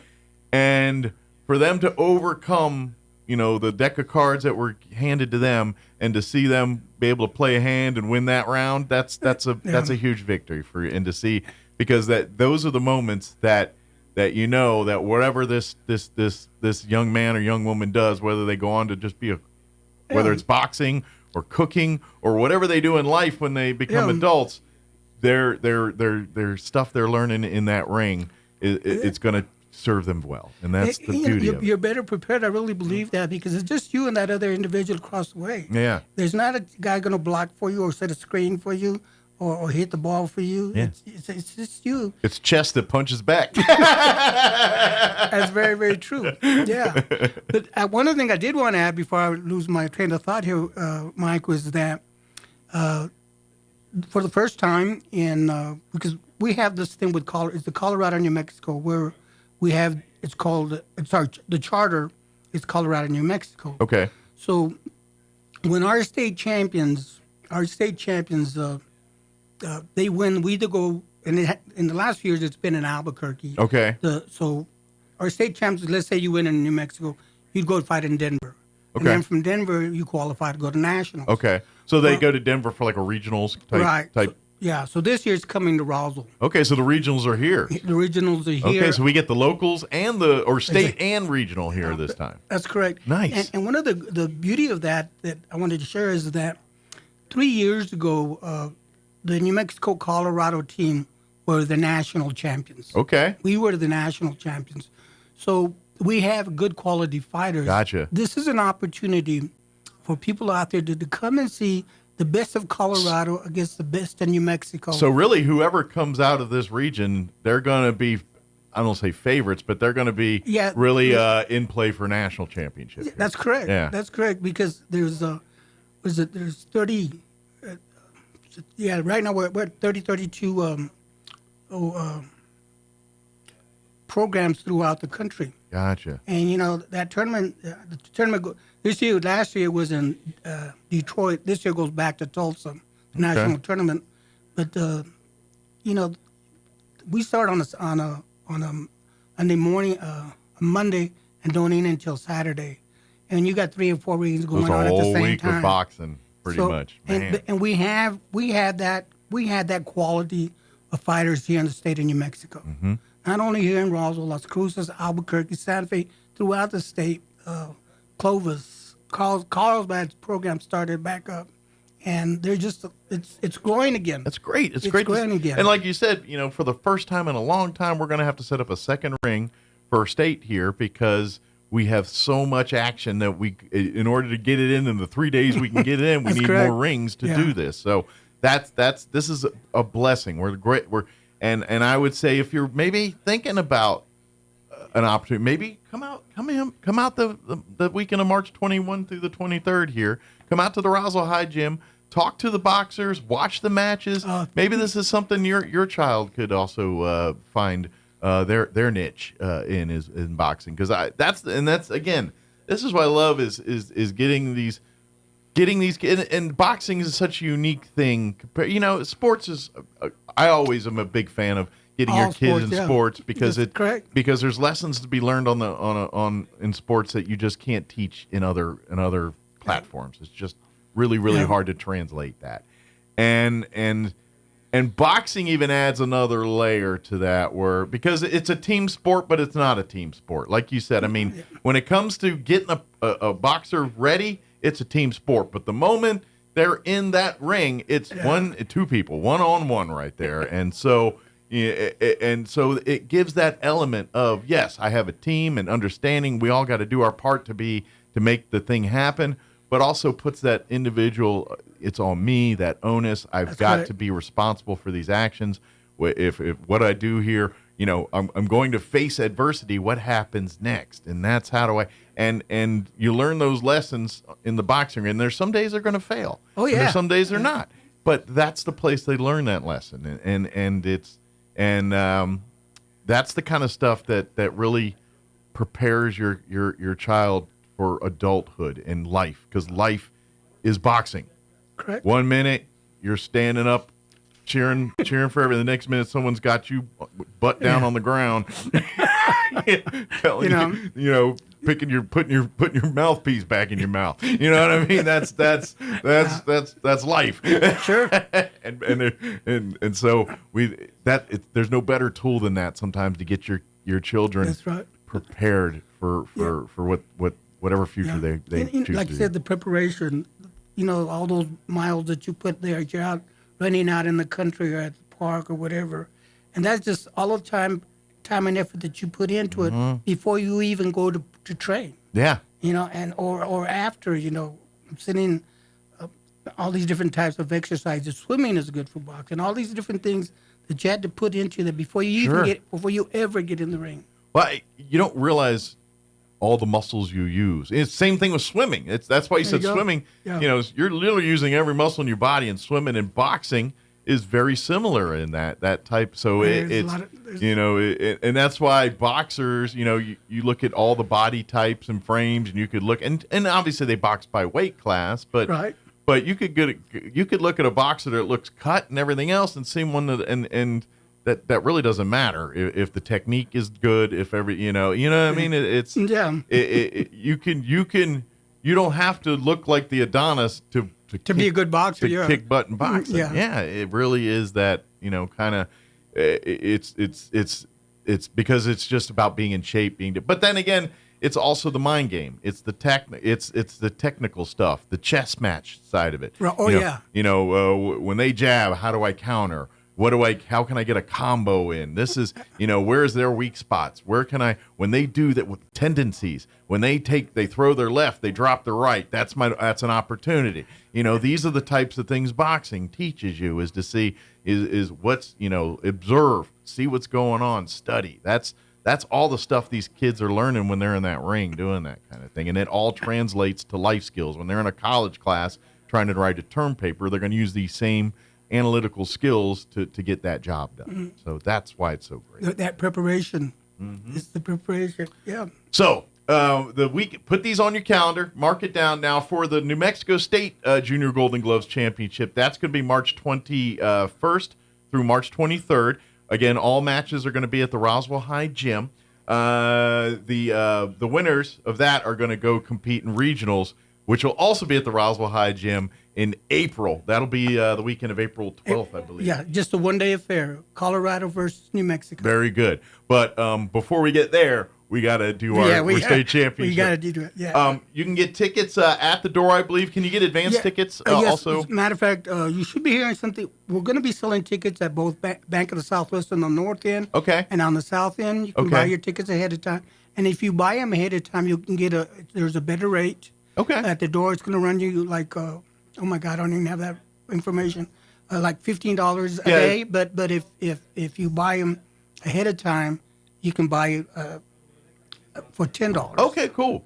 And then, of course, veterans, seniors also $10. Yes. And then children as well, 6 to 17 are $10, and then 5 and under are free. That's correct. So now, for the first bell on Friday, the 21st, will be at 6 p.m., and then Saturday, the first bell will be at 2, and then Sunday, the final day, 1 p.m. For first bell there, too. So So Friday night, you want to get there at 6 for the first fights, and then it'll go all night. And then Saturday, everything will kick off at 2 and go all into the evening there. And then Sunday, we go till we crown some champions. There you go. And I want to reach out to anybody interested in sponsoring, because it does take quite a bit to get them where they're going. If feel free to call me at 575-910-2222. Very good. Yes, Yeah. Reach out, and Ray's on Facebook and everything too. So That's if you correct. you can shoot him a message to there, and Ray will get a hold of you. If you'd like, this would be a great opportunity to get a little rub for your shine for your business out there. And we are a 501c3, so it's a tax deductible. Absolutely, so you can save here because this is that time of year you're thinking about paying the tax man anyway. Here, actually, right now you're trying to file to get money. Here next month, the people have to pay, and April 5th, 14th, they're at the post office trying to. But anyway. But if you want to sponsor, please reach out. If you're a business that wants to get involved with this, or an organization or individual, it's a great. It's growing. It's getting more, and I would like to see. It would be awesome if we see like boxing, kind of like where we have like soccer signups. Everyone goes. You know what I mean? And just the whole town comes out and signs up. I think we're getting close to where boxing's getting to that. It's like, hey, come out. We're gonna have our sign up weekend, and next thing you got hundreds of kids throughout the county that are going to be out there doing it. So. We're real excited, like you said, and for a while it slowed down quite a bit. Sure. I'm sure COVID put a ride. damper in it a little bit, like everything else. Yeah. Through the years, few years back, it was like a dying sport, but all of a sudden now, and you were talking earlier about Albuquerque, but Albuquerque is a mecca for professional boxing. Yeah, that's true. I think that's probably why MMA kind of grew there, because it already had a strong boxing community, and it kind of, I don't know, morphed or split or whatever you want to call it. I don't know. but like you said, we have some real. We're really excited. Got some real good kids coming from throughout the state, from here in Roswell and throughout the state. It's a really good program. What's the youngest they start fighting? The youngest They look level? like at 6 years old. They actually start. Yeah, you got the peewees. You got the peewees. Where the gloves are as big as their head. yeah, that's very true. Peewees. It's like you just see a ball with a head, 2 balls for gloves, and they just come waddling out. and it's amazing to see those kids a few years back, and you see them now. Oh my God, that's that same kid. Oh, I imagine, because they hit that growth spurt. They're like at 6, but then around 12 or 13, they hit some growth spurt, and that kid's like 6 foot already. And you're like, whoa. And as good as anybody can be. Yeah. So. Yeah, I imagine too, because they probably fluctuate too. Because, well, obviously in boxing it's all by weight class, and when they're adults, you're kind of the same weight unless you're trying to lose. Yeah. But kids are growing still. So, they could be like flyweights one minute, and the next year it's like, hey, you're now into the welterweight here. You got to beefed up a little bit. Yeah, you grew a few inches. So we see a lot of that as well. But you can see them as they're progressing, because you kind of keep up with these kids. You go to these fights and you sit there and watch. And I'm very fortunate. I get a chance. I get to be where the weigh-ins are. I get to know these kids and these coaches. And you can see the change, and you can see the coach. You can see the coaching. Sure. Where you stand when where you cut.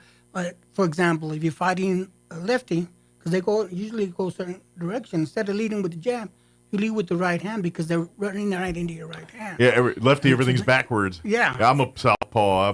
I screw up everything. That's why we're a nightmare in certain sports. So you have to adjust. And like we're talking about preparation and things, is that everything that you do, and then you see them, and you see these young men and these young ladies grow into some really great fighters. I had that opportunity since my youth to watch these young men and young ladies, and it's just amazing. And to come out and really see a classy fighter, and they're exceptional. There's that guy or individual that just excels, and you see him, and it's like form of art. It truly is. Well, watching them do their thing. You know what's something that I think that the youth especially, and all of us humans could, and I think boxing is a skill that teaches this. It's how to control your emotions. To know, because we live in a world and people get mad and you're ready to just lash out and things like that. You can't do that in boxing. The moment you man lash out, you usually end up on the canvas. You know what I mean?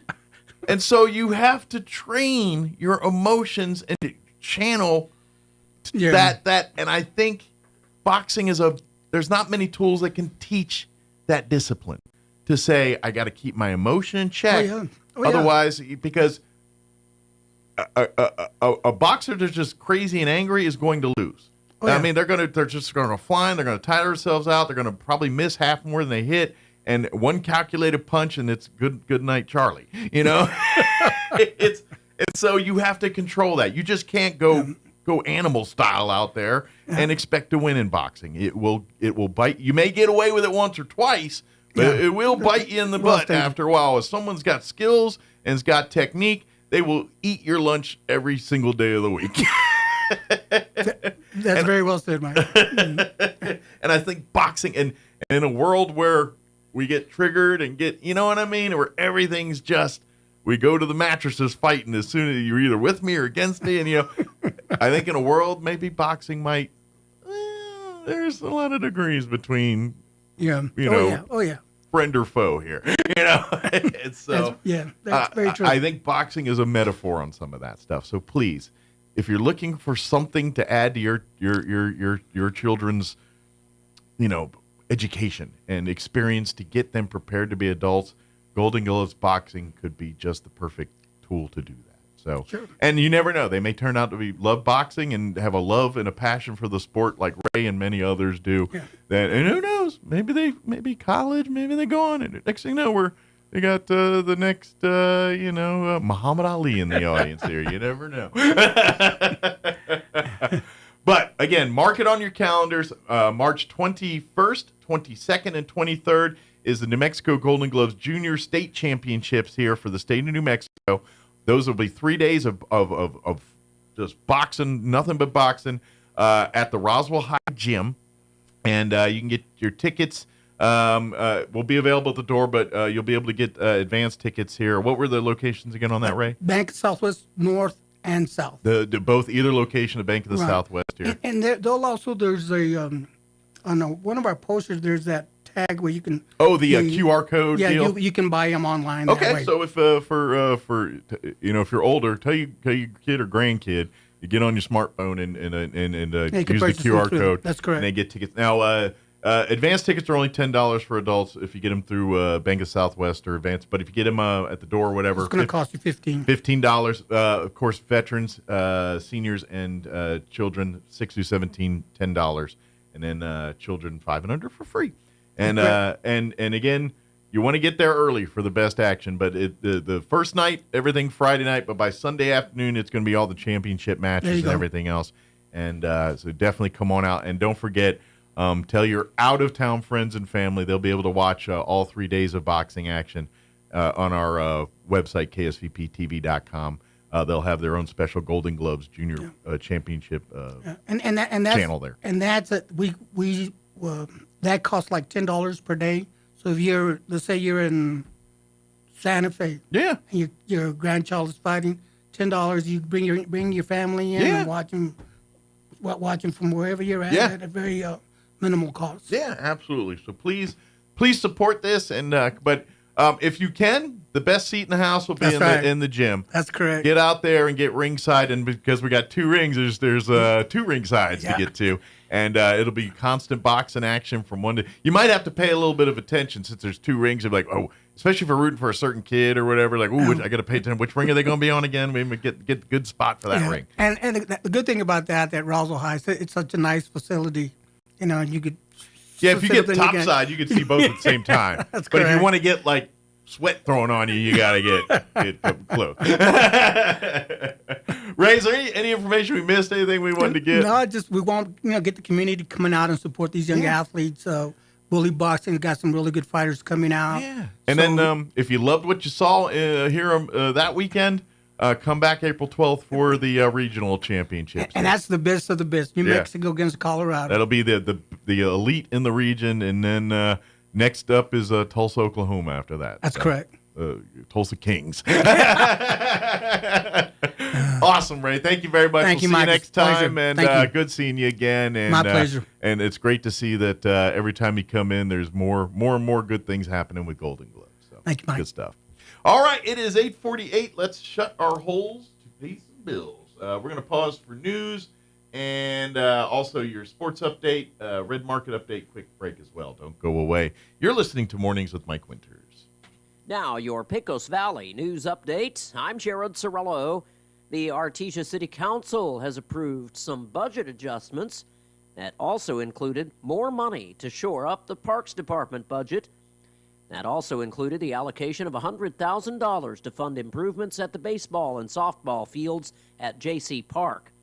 The council also gave permission to Artesia Main Street to apply for a grant to allow the city to buy the Land Sun Theater. The grant would come from the New Mexico Main Street program, which has awarded grants to cities for similar projects in the past. The city would be awarded the money for the purchase of the theater with plans for renovations following. The Small Business Administration Disaster Recovery Center in Roswell has announced its permanent closure at the end of business today. The center had been located at the ENMU Roswell Arts and Science Center and was set up to help businesses and residents in their recovery from the October floods in Chavez County. Businesses can still submit economic injury disaster loan applications online at sba.gov/disaster. The deadline to apply is August 1st. And a reminder, most governmental offices will be closed on Monday in observance of President's Day. You're up to date. I'm Jared Cirillo. It's time for the Chavez County Sports Report. Let's catch you up on some small school basketball action. It was a sweep for the NMMI Colts in boys and girls basketball back on Tuesday night. The guys won easily over Dexter, 82-25, and the girls in a mild upset beat Dexter 57-52. NMMI is only 3-9 on the season. Dexter is now 14-9 on the year. So NMMI will be in action of girls-boys doubleheader Friday at 5 o'clock, and Dexter, meanwhile, will be playing at Tularosa on Friday. That's the girls. The guys will host Tularosa. Meanwhile, Gateway Christian taking on Melrose. Girls-boys doubleheader this afternoon. Melrose really good, and Gateway Christian pretty good too. So that should be a lot of fun. That starts at 6 o'clock. The Sports Report brought to you by DSI. Call DSI for all your office technology needs. I'm Eric Butler at Roswell's Talk FM 106.5. I'm meteorologist Steve Hamilton with your Pecos Valley weather. A little bit of cloud cover for the Carlsbad and Artesia area this morning, but sunny in Roswell. We'll have sunshine across the whole area this afternoon. It will be a little bit breezy and our high going into the low 50s.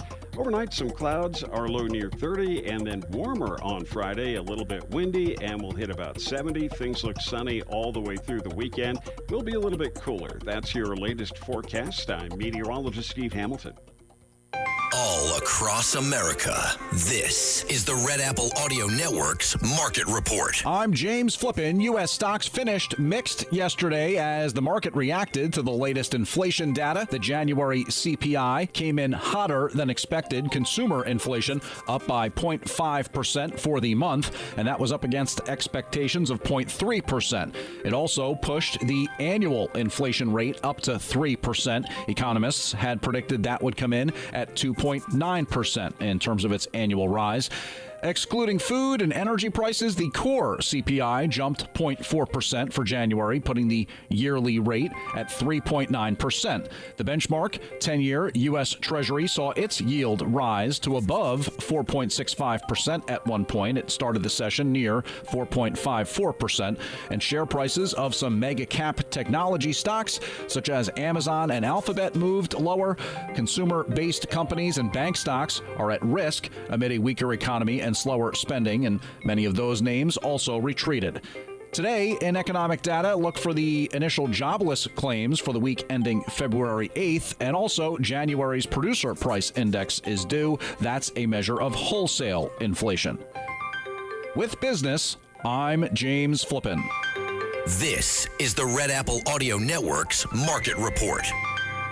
This is Judge Janine Pirro with an important message. A mom and her son were being followed by a man in a parking lot. As he approached their car, she pulled out her Byrna launcher, and the sight of it was enough to make him flee. Byrna gives you the power to protect your family without lethal force. No permits, no background checks, just peace of mind. Visit Byrna.com and use code Janine for 10% off. Remember, Byrna isn't legal in New York City or Yonkers. Stay safe. Stay prepared with Byrna. What made Roswell Hyundai the #1 used car dealership in southeastern New Mexico for 2023? Great selection, great savings, and great people. Roswell Hyundai has an amazing selection of makes, models, and model years to choose from. If you can't find it, Roswell Hyundai can get it. And Roswell Hyundai will take any trade. The experts at Roswell Hyundai will work with you to get you behind the wheel of your next dream ride. So, what makes Roswell Hyundai the #1 used car dealership in southeastern New Mexico? You do! Come check out the Used Car Supercenter only at Roswell Hyundai, 1909 West 2nd. Hi, everyone. This is Melanie from Glenn's Furniture. Valentine's Day has been a time-honored tradition of expressing love and affection for the wonderful people in our lives. Why not honor them with the comfort and new smells of furniture from Glenn's? Leather, wood, and luxurious fabrics are beautiful reminders of how much they are loved for many years to come. Skip the roses and chocolates this year and give gifts that last. Come see us at Glenn's for Valentine's Day on the corner of Union and Alameda, where delivery is free since 1953. After Solomon became king of Israel, God spoke to him in a dream and told him to ask for whatever he wanted. Solomon started by thanking and praising God. He was humble and admitted he didn't feel like he was up to the task of being king. Solomon then asked for a discerning heart to know right from wrong. God was pleased with his request and gave him what he asked for. Sounds like the young king already had some wisdom when he made his request of God. Jesus taught that everyone who hears his words and puts them into practice is like a wise man who built his house on the rock. The rain came down, the streams rose, yet it did not fall because it had a foundation on a rock. But everyone who hears his words and doesn't put them into practice is like a foolish man who built his house on the sand. The rain came down, the streams rose, and the house fell with a great crash. So how do we gain wisdom? Well, looks like we put the words of the Lord into practice. Join us at the Country Club Road Church of Christ for worship at 10 a.m. on Sunday, located on the corner of Country Club and Washington in Roswell. When you stick with Block, everyone's a winner. Weekly prizes and giveaways like a Samsung 65-inch 4K Smart TV to be giving away on February 21st. Your Roswell, New Mexico H&R Block wants to help those affected by the recent flooding that affected our beautiful city. We are offering a discount to any tax filers claiming a casualty loss deduction this season. Please give us a call at 575-622-5455 or stop by our new location at 701 South Main. H&R Block has got you covered. Have you spent a lot of time trying to whiten your teeth with no real success? Here at Carabelli Dental, we have a solution. Get that perfect smile you've always wanted with veneers. Veneer treatment is quick and minimally invasive and will provide you with a confident smile in just a couple easy steps. You deserve to love your smile, so don't let another day pass you by without calling us to start the smile design process. Come see the team at Carabelli Dental at the corner of 9th and Main in Roswell or call 575-622-4455. Here's a Mornings with Mike Winters fun fact. 47.2% of all statistics are made up on the spot. Is this true? I'd say chances are about 50%. Here's Mike Winters. And good morning. It is 8:57. Got a few minutes here before news at the top of the hour. Stay tuned next hour, about 9:15 or so. Greg Birch going to join us. Got some updates on some of his artwork and things. Got a few irons in the fire to share with us, so we'll talk about that with Greg next hour as he keeps getting svelter and buffer. A couple of events we want to put on your radar for this weekend. Don't forget Blackdom's Legacy Day is happening this Saturday at the Roswell Public Library from 1 to 4 p.m. And it's going to be in the Bondurant room here. Come out and learn all about the first all-black settlement here in New Mexico. If you ever driven down, like you're heading towards Artesia, saw the historical mark there about the Blackdom town site, always wondered what that was all about. Well, come learn about it from 1 to 4. Now, it is a come-and-go event, but at 1:30 and at 3:30, I believe, if I remember from the interview, they're going to be playing the PBS documentary on the Blackdom site that was put together by PBS, and so they'll do that. And then also they're going to have photographs, artifacts, court records, all kinds of nostalgia from that area, so you can really learn. And it's a free event, and it's happening this Saturday at the Roswell Public Library from 1 to 4 p.m. in the Bondurant room. Don't need to RSVP, don't need to do anything like that. Just come on and check it out. So all that part of celebrating Black History Month here. Coming up here on the 26th of February, Roswell High School will be doing their career fair for their students. They are, I believe, still, I know they have 50 vendors at the time I talked to them. I do believe they still might have some space. Check with Amber over at Roswell High. You can call her at 575-637-3238. Again, 575-637-3238. Or you can shoot her an email, Marujo, Marrujo, at risd.k12.nm.us. Or just call Roswell High and say, hey, you still have vendors needed for the career. So if you're a business or want to come and talk about your careers and give it, and it's really designed to, because all the students will go through, I think the seniors and juniors have a little bit longer than the freshmen and sophomores, but they all go through and get to talk with various businesses, learn about careers, things like that. So if you'd like to promote your business, if you'd like to, maybe put a bee in the bonnet, recruit for your business, reach out to Roswell High there. Again, 575-637-3238. All right, Town Hall News is up next. We'll be back on the other side of news. Don't go away. You're listening to 106.5 Roswell's Talk FM, KEND, Roswell, New Mexico. We'll be back on the other side of news. News this hour from townhall.com. I'm Rich Thomason. Another of President Trump's cabinet nominees teed up for a Senate confirmation vote. And it appears Robert F. Kennedy Jr. is on his way to becoming the next Health and Human Services Secretary on a mission to make America healthy again. President Trump promising to shine a spotlight on government waste, fraud, and abuse. He holds a news conference later today telling White House reporters they'll want to hear what he has to say. I'm going to read to you some of the names that hundreds of millions and even billions of dollars have been given to And if you tell me that we should be giving money to those things, those entities, I think you'll probably have to leave as a reporter because you're not very talented. The president says billions is being thrown away illegally, and he is determined to put a stop to it. He's also determined to end the bloodshed in Ukraine, and he's spoken with Russia's Vladimir Putin about that. That's what Donald Trump wrote on social media, saying the two leaders agreed to contact Ukraine's president and begin negotiations on ending the Ukraine war. It's believed to be the first phone call between the two since Trump returned to the White House. The call came following Moscow's release of an American school teacher who had been jailed for more than 3 years. White House correspondent Greg Clugston.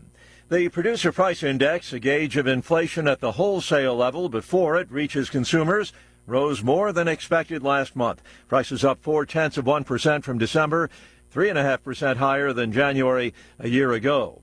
Sandbags are being distributed, rescue crews on standby, residents being urged to have a to-go kit ready.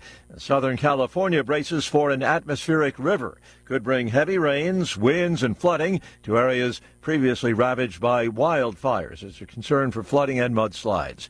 On Wall Street, the Dow is up 104 points, NASDAQ ahead 204.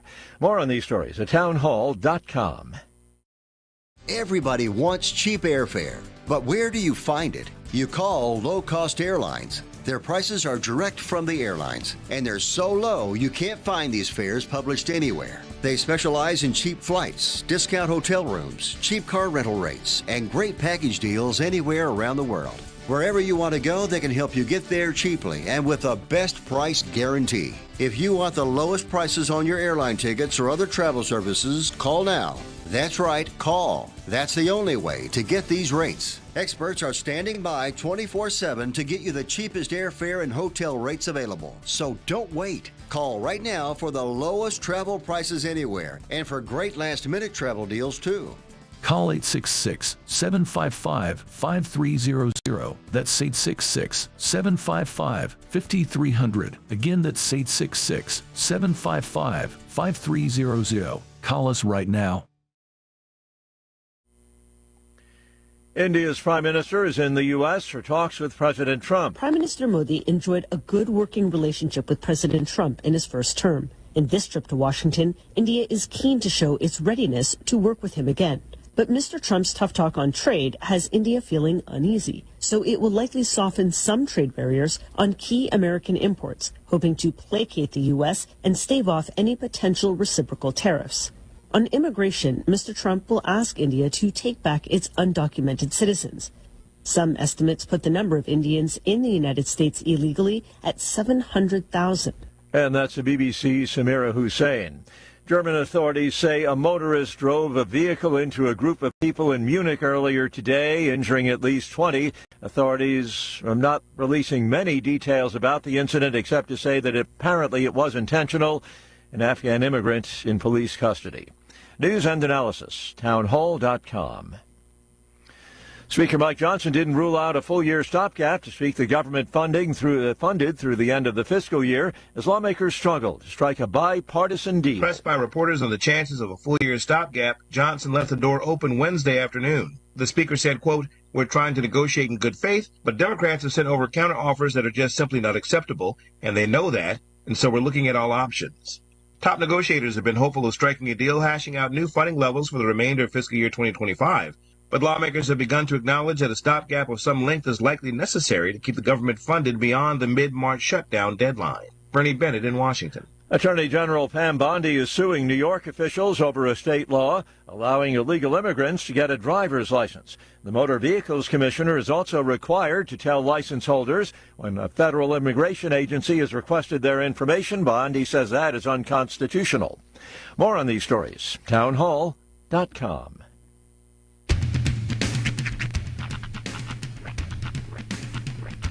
What in the wide, wide world of sports is going on here?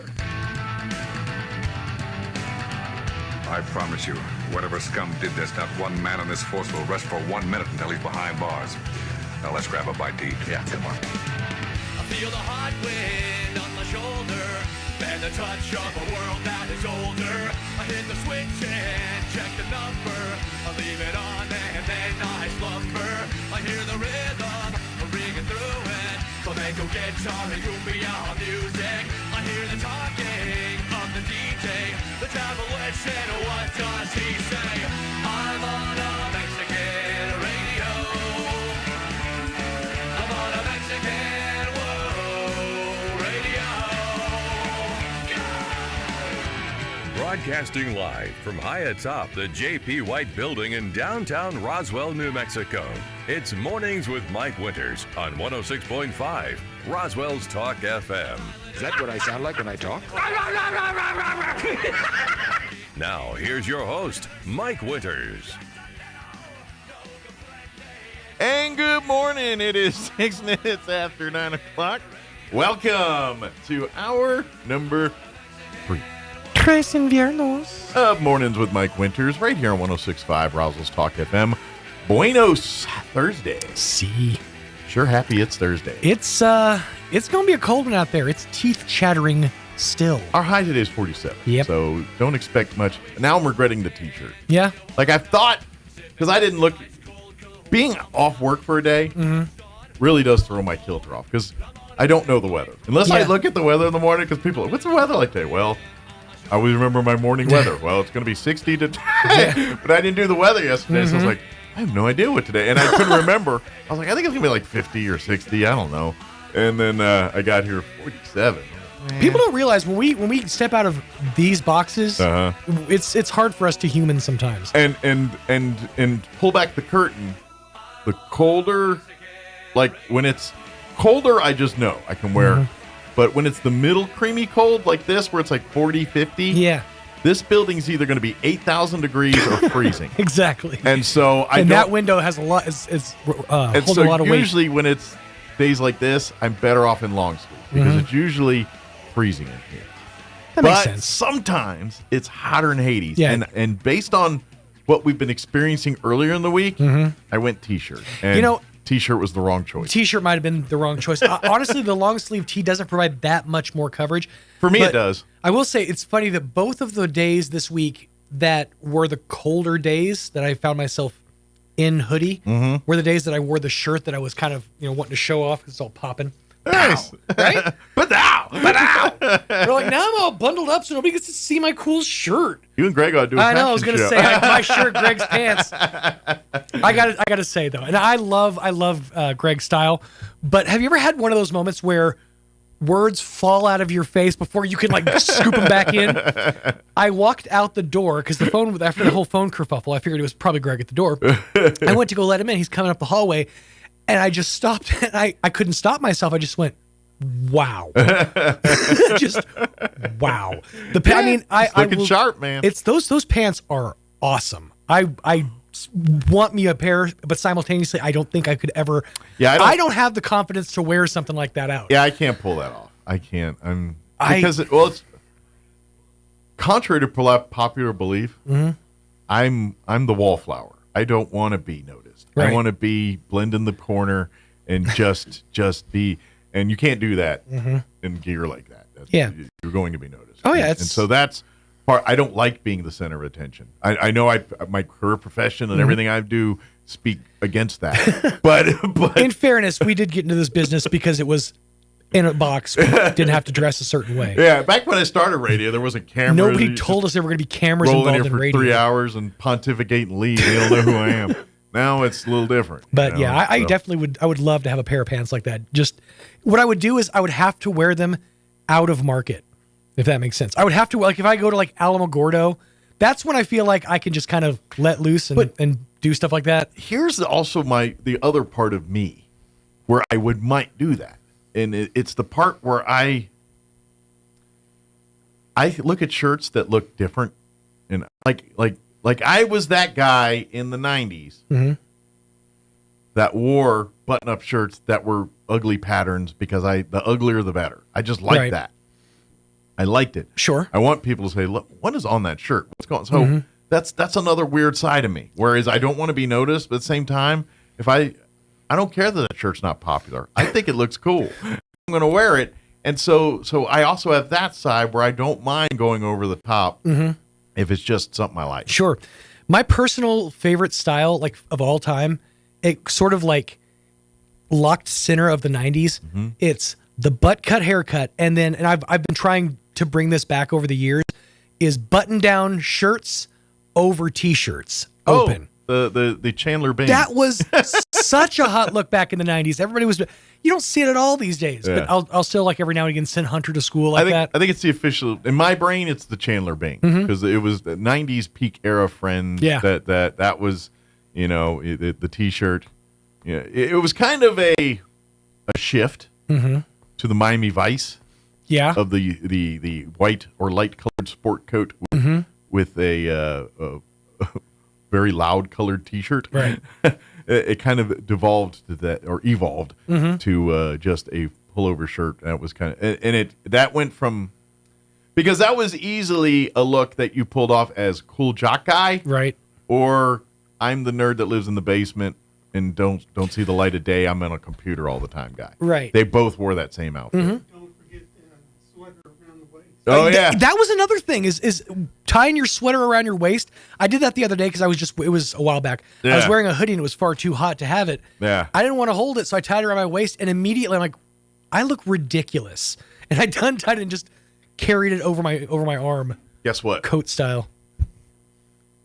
I've done that in my adult, and it's always the same deal where you're at some place, you started out cold, you got warmer, you're tired of wearing the sweatshirt or whatever it is, and I've done the shoulder move, and I've done the waist move, the fancy ascot move. move. I've done both, and beauty of it, I'm at the point in my life I could give a rat's behind what you think I look like. And I don't care. Yeah, could and care less. You've earned that right. You're a married man. Bop through there.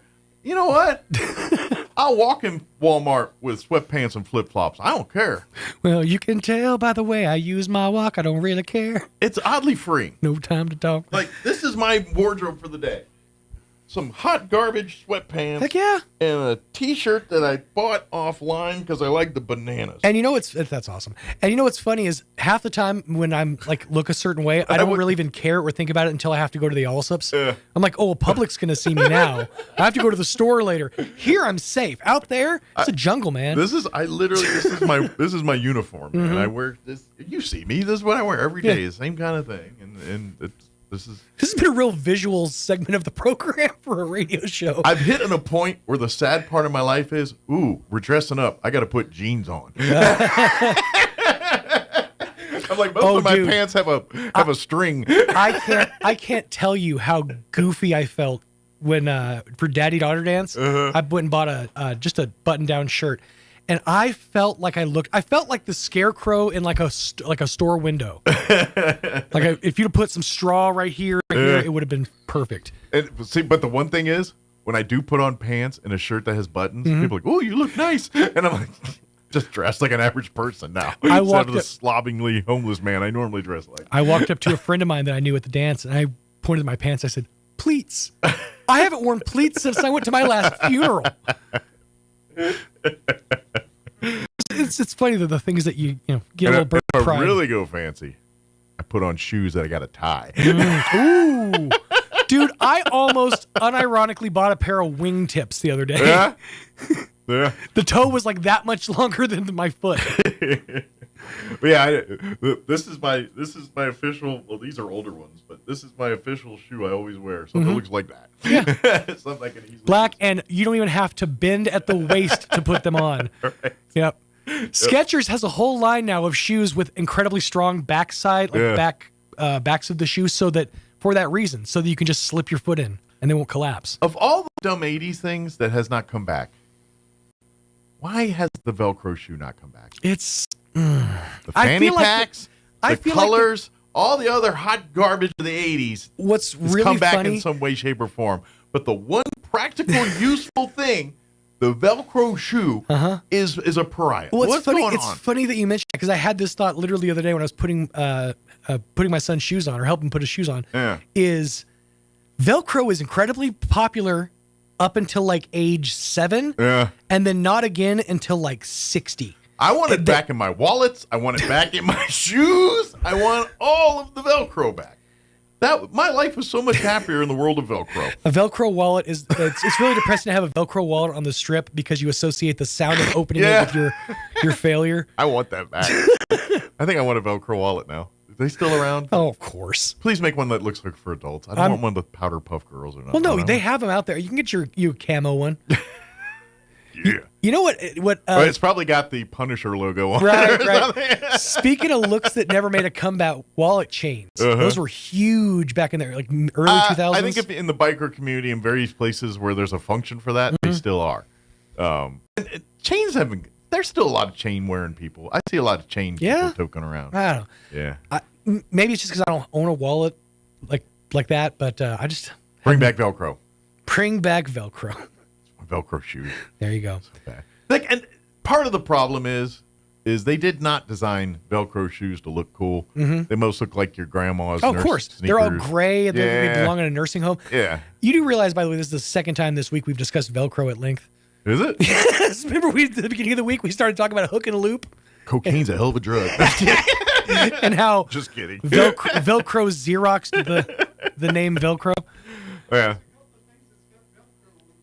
All I'm saying is, just give me some shoes and a wallet, man. That's all I want. I think you've reached that age. It's acceptable. It's socially acceptable. Oh, I'm in the officially don't care about fashion at all mode. Even I just care less. At this point, though, wouldn't Velcro be more work for you than what you got going on now? Yeah, because you still have to re-Velcro it, and that involves bending over. Yeah, but there's a nostalgic feel where just something like at the end of the day, kick off. I think what it is once children learn how to tie shoes, it's a point of pride, and they don't want to go back to Velcro until, say, for example, the nursing home requires it. Well, I'm hit that point. Velcro me up, please. Mike's ready to go gentle into that. Good night. That's right. It's like, can I get shirts Velcro? Make the whole thing Velcro. Dude, that would be fantastic if you could just give me a button-down shirt with buttons on the outside, yeah, but that I could Velcro my way out of. And this is the oddness. It is the military sometimes. Okay. I knew a guy. He was in the training world, so he could probably get away with this. Most people in the day-to-day real military could not get away with this. Okay. But what he did, and he was not my drill instructor in basic. He was my tech school training instructor. He taught me how to blow bombs. This guy. Now most of the time when you're in your day-to-day, you don't wear your BDU shirt, the big camouflage shirt, right? And T-shirt with the, But you have to put that shirt on, and you button it up and everything. Mm-hmm. You have to starch the daylight and make the creases, and it's kind of, well, one of the things that does is as you're doing it, sometimes you see button wear, right? That sure. So to eliminate all that, he had the buttons removed and replaced all that with Velcro. So really, this was literally. And just so he could do, and he could literally, it was the closest thing I've seen to a stripper uniform in existence. Which, I mean, it's got to feel good at the end of the day to just be like, psh, and just now, break out of it. Pull back the curtain. I don't know if he committed a faux pas, because I don't know if that's technically allowed to alter the uniform like that, but he did it, and no one said anything at that time, so hey, it was what it was. It's only illegal if but you he had caught. a Velcro shirt. That was the one guy I know that had a... That's awesome. I respect that. Combat boots are different. So. All right, Greg Birch patiently waiting as we delineate the inner workings of Velcro and why we need it in life. Hey, he started it. So Greg will join us here in just a few. Before we do that, let's get you up to date on the weather. And like I said, it's all over the place. 40s one day, 70s, and then we're all going to be colds if you don't have one already here by next week. I'm meteorologist Steve Hamilton with your Pecos Valley weather. A little bit of cloud cover for the Carlsbad and Artesia area this morning, but sunny in Roswell. We'll have sunshine across the whole area this afternoon. It will be a little bit breezy and our high going into the low 50s. Overnight, some clouds, our low near 30, and then warmer on Friday, a little bit windy, and we'll hit about 70. Things look sunny all the way through the weekend. We'll be a little bit cooler. That's your latest forecast. I'm meteorologist Steve Hamilton. Thank you, Steve. Currently 30. Still overcast here in Roswell. Humidity's at 79%. Winds currently out of the south at 5 miles per hour. So they say, mostly sunny today. It ain't happening yet. High of 47. South winds 5 to 15 miles per hour. Cloudy tonight. Overnight low of 30. So actually not too cold. We've had colder. South winds 10 to 15 miles per hour. Then we're back up into 70s tomorrow. Sunny and 71, but the winds will be blowing out of the south, 10 to 15 early, 15 to 20, gusting as high as 30 by tomorrow afternoon. Tomorrow night, partly cloudy, 40 for an overnight low, so warm overnight. West winds 10 to 15 miles per hour.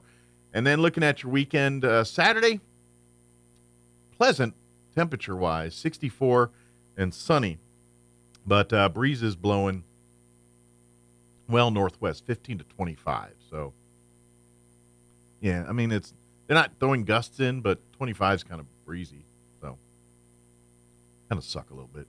Saturday night, mostly clear, overnight low of 28. We're in the 50s on Sunday, sunny, 55 for a high.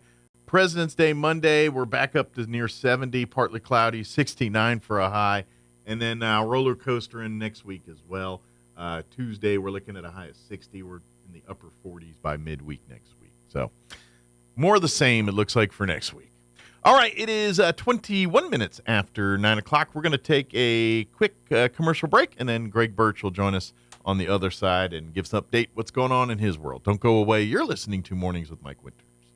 Are you ready to succeed? The health education programs at ENMU Roswell can set you up for success with a wide variety of courses such as emergency medical services, fire science, medical assisting, nursing, and respiratory therapy. ENMU Roswell can prepare you for a rewarding career in the healthcare industry. ENMUR stacks courses in order to get the student into a job as quickly as possible while creating a pathway for more advanced certifications, licenses, and degrees. Eastern New Mexico University Roswell. Success starts here.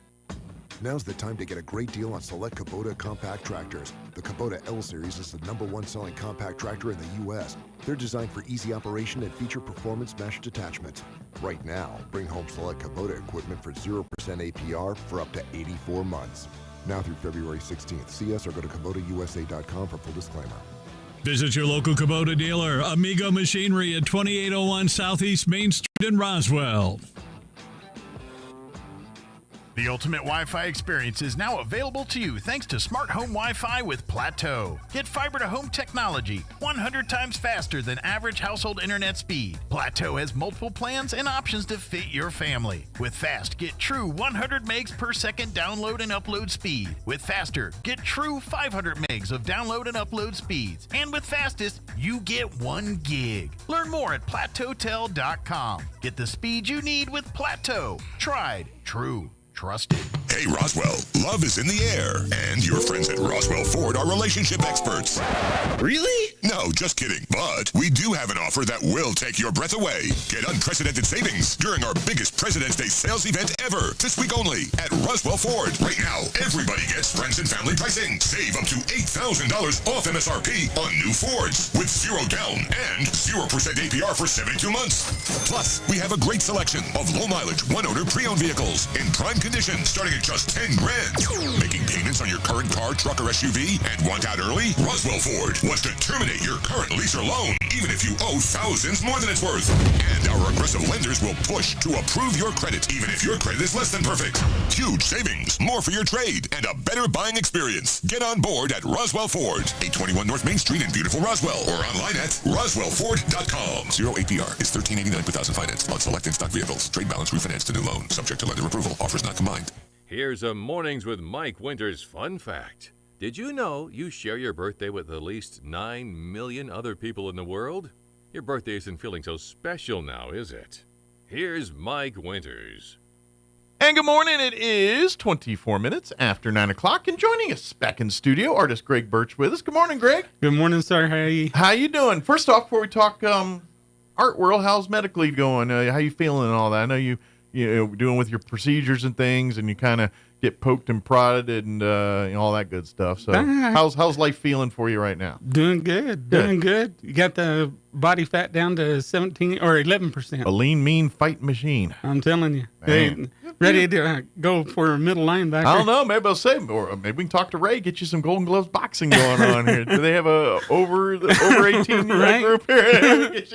I hear you. Right? Good deal. Well, that's great. For folks not familiar, Greg is a local artist here, and painting is his main medium here, but your work shows up on book covers, in museums around the globe to everywhere else. So you kind of, but really how Greg kind of fell into our little world here, is one of kind of his genres or niches that Greg likes to do, and when he does his artwork is kind of bring back forgotten historical buildings.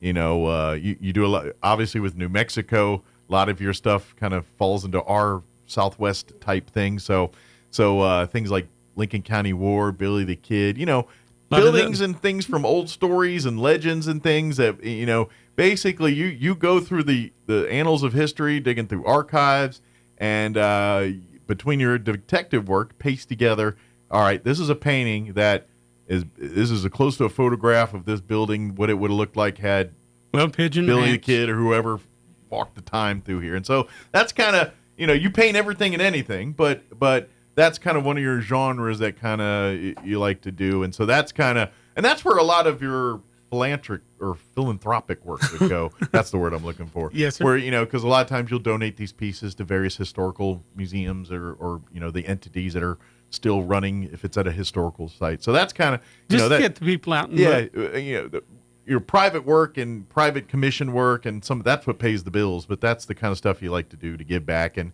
for your own fun and you know. And before I get started, the other day I go in and I get weighed in and everything like that, you know, and the doctor's kind of giving me a hard time. Do I have a little bit of a slang talk whenever I talk? You got a little country in you. I mean, you ain't you know, it's not as bad as others, but there's a little, like, I would not mistake you for a Yankee. There's no none of that's happening. Right. Not from your neck of the woods, huh? Hey, you would stick out like a sore thumb in Pennsylvania. Let's just say that. Well, no, and you know, he was just sitting there and he was kind of giving me a hard time, and he was like, "Where are you from, Texas?" And I was like, "No, I'm from Alabama." And he was like, I don't know. Well, see, that's where your thing is. You have a South accent. I wouldn't call it a cowboy accent. Right. It's a South accent. Like yours could, like I said, you could be in Georgia, you could be in Carolina, you could be in Texas, and you'd be just fine. You get up in New York, they're going to be like, "What's with that? What the heck out here?" And I told him, I said, "No, I was born and raised here in New Mexico. Yeah. You know, at Eastern New Mexico Medical Center." And he was like, or St. Eastern. That's right. St. Mary's. Well, has he lived here in New Mexico? I hate to burst his bubble. And, this is the South, and it's very ranch and farm country. He was just like, this is cowboy country as you get, man. Well, 2/3 of the doctors around here now, you know. Right. That's true. We bring in everybody, and they're from other parts of the planet, let alone the country. But anyway, I just just wanted to ask you if I did. No, you have a Southern drawl. It's not like the guy that literally get you boys a stick. It's not that, but there you've got that. It's almost the genteel Southern drawl to it, where it's kind of like it's a universal Southern accent. Like I wouldn't, no, it ain't Texas, no, but it's definitely from the South of the United States. Like your mannerisms, the way you talk, the way your pattern is very much a Southern person's. All right, because we got into that discussion, and I was just like, okay, you know, I just want to know how much I weigh. You're like, I don't know. Yeah, but I understand what it. But it's surprising to me because I'm like, do you know where you live? I mean, because to be honest, 2/3 of the people talk and walk and act like you around here, and so it's surprising that he's surprised by that. Yeah. Like I'd be more like me. He's like, why are you? Well, I'm from Maryland. That's why I sound like a Marylander one minute and redneck the next. He was fixing to poke me in the arm, and he knows how I am with needles, and I guess it was his way to just get me, you know. Oh, distract you a little bit. To distract, because well, you probably wouldn't have liked my yesterday then if you didn't like it. No, dude. I didn't like it either. I was like, whoa, wait a minute, needle the eye. I'm out. Man. Yeah. But anyway, no, I just finished up a new book cover for Cindy. For Cindy, great. She's cranking out the books, man. I'm telling you. Seems like every month or two she's got a new book that she's either finishing up or finished up. So. Yes, sir. And this is the first book of the whole murder mystery series that she's going to be doing. Yeah. So anyway, she said that she was probably looking at Monday is when it was going to be released. Okay. I can't show. Can't reveal it before it's released. She will not. It's her baby. It's her baby. I can. You're just contracted to help her out. Exactly. And when she gives me the go, then I can post it to the people and let them see what it looks like. So she was curious.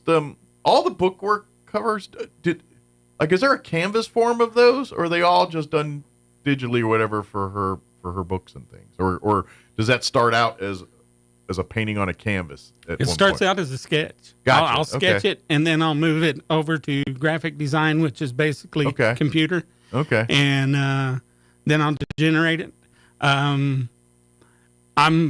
She's probably going to text me here in a little bit. But anyway, I'll give one little piece of it. The drawing that you will see of the two women. Them I actually just left as the sketch. Okay. Instead of trying to digitally. Sure.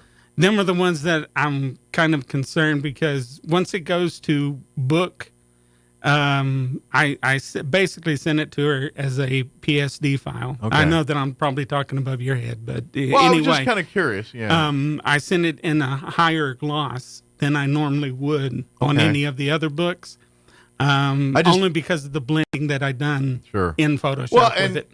And I know just from the way you do your paintings and your work like that, you kind of like there's rules in painting. You to do this and this, you'll mix those and put them like you could look at one of your paintings and there's probably 3 different or 4 different. Oh, give me a rule and let me break it. Painting theories involved in there. You know what I mean? It's like okay, because you're trying to achieve different things, and you want something in the foreground to stand up, therefore you're using a certain technique to do there.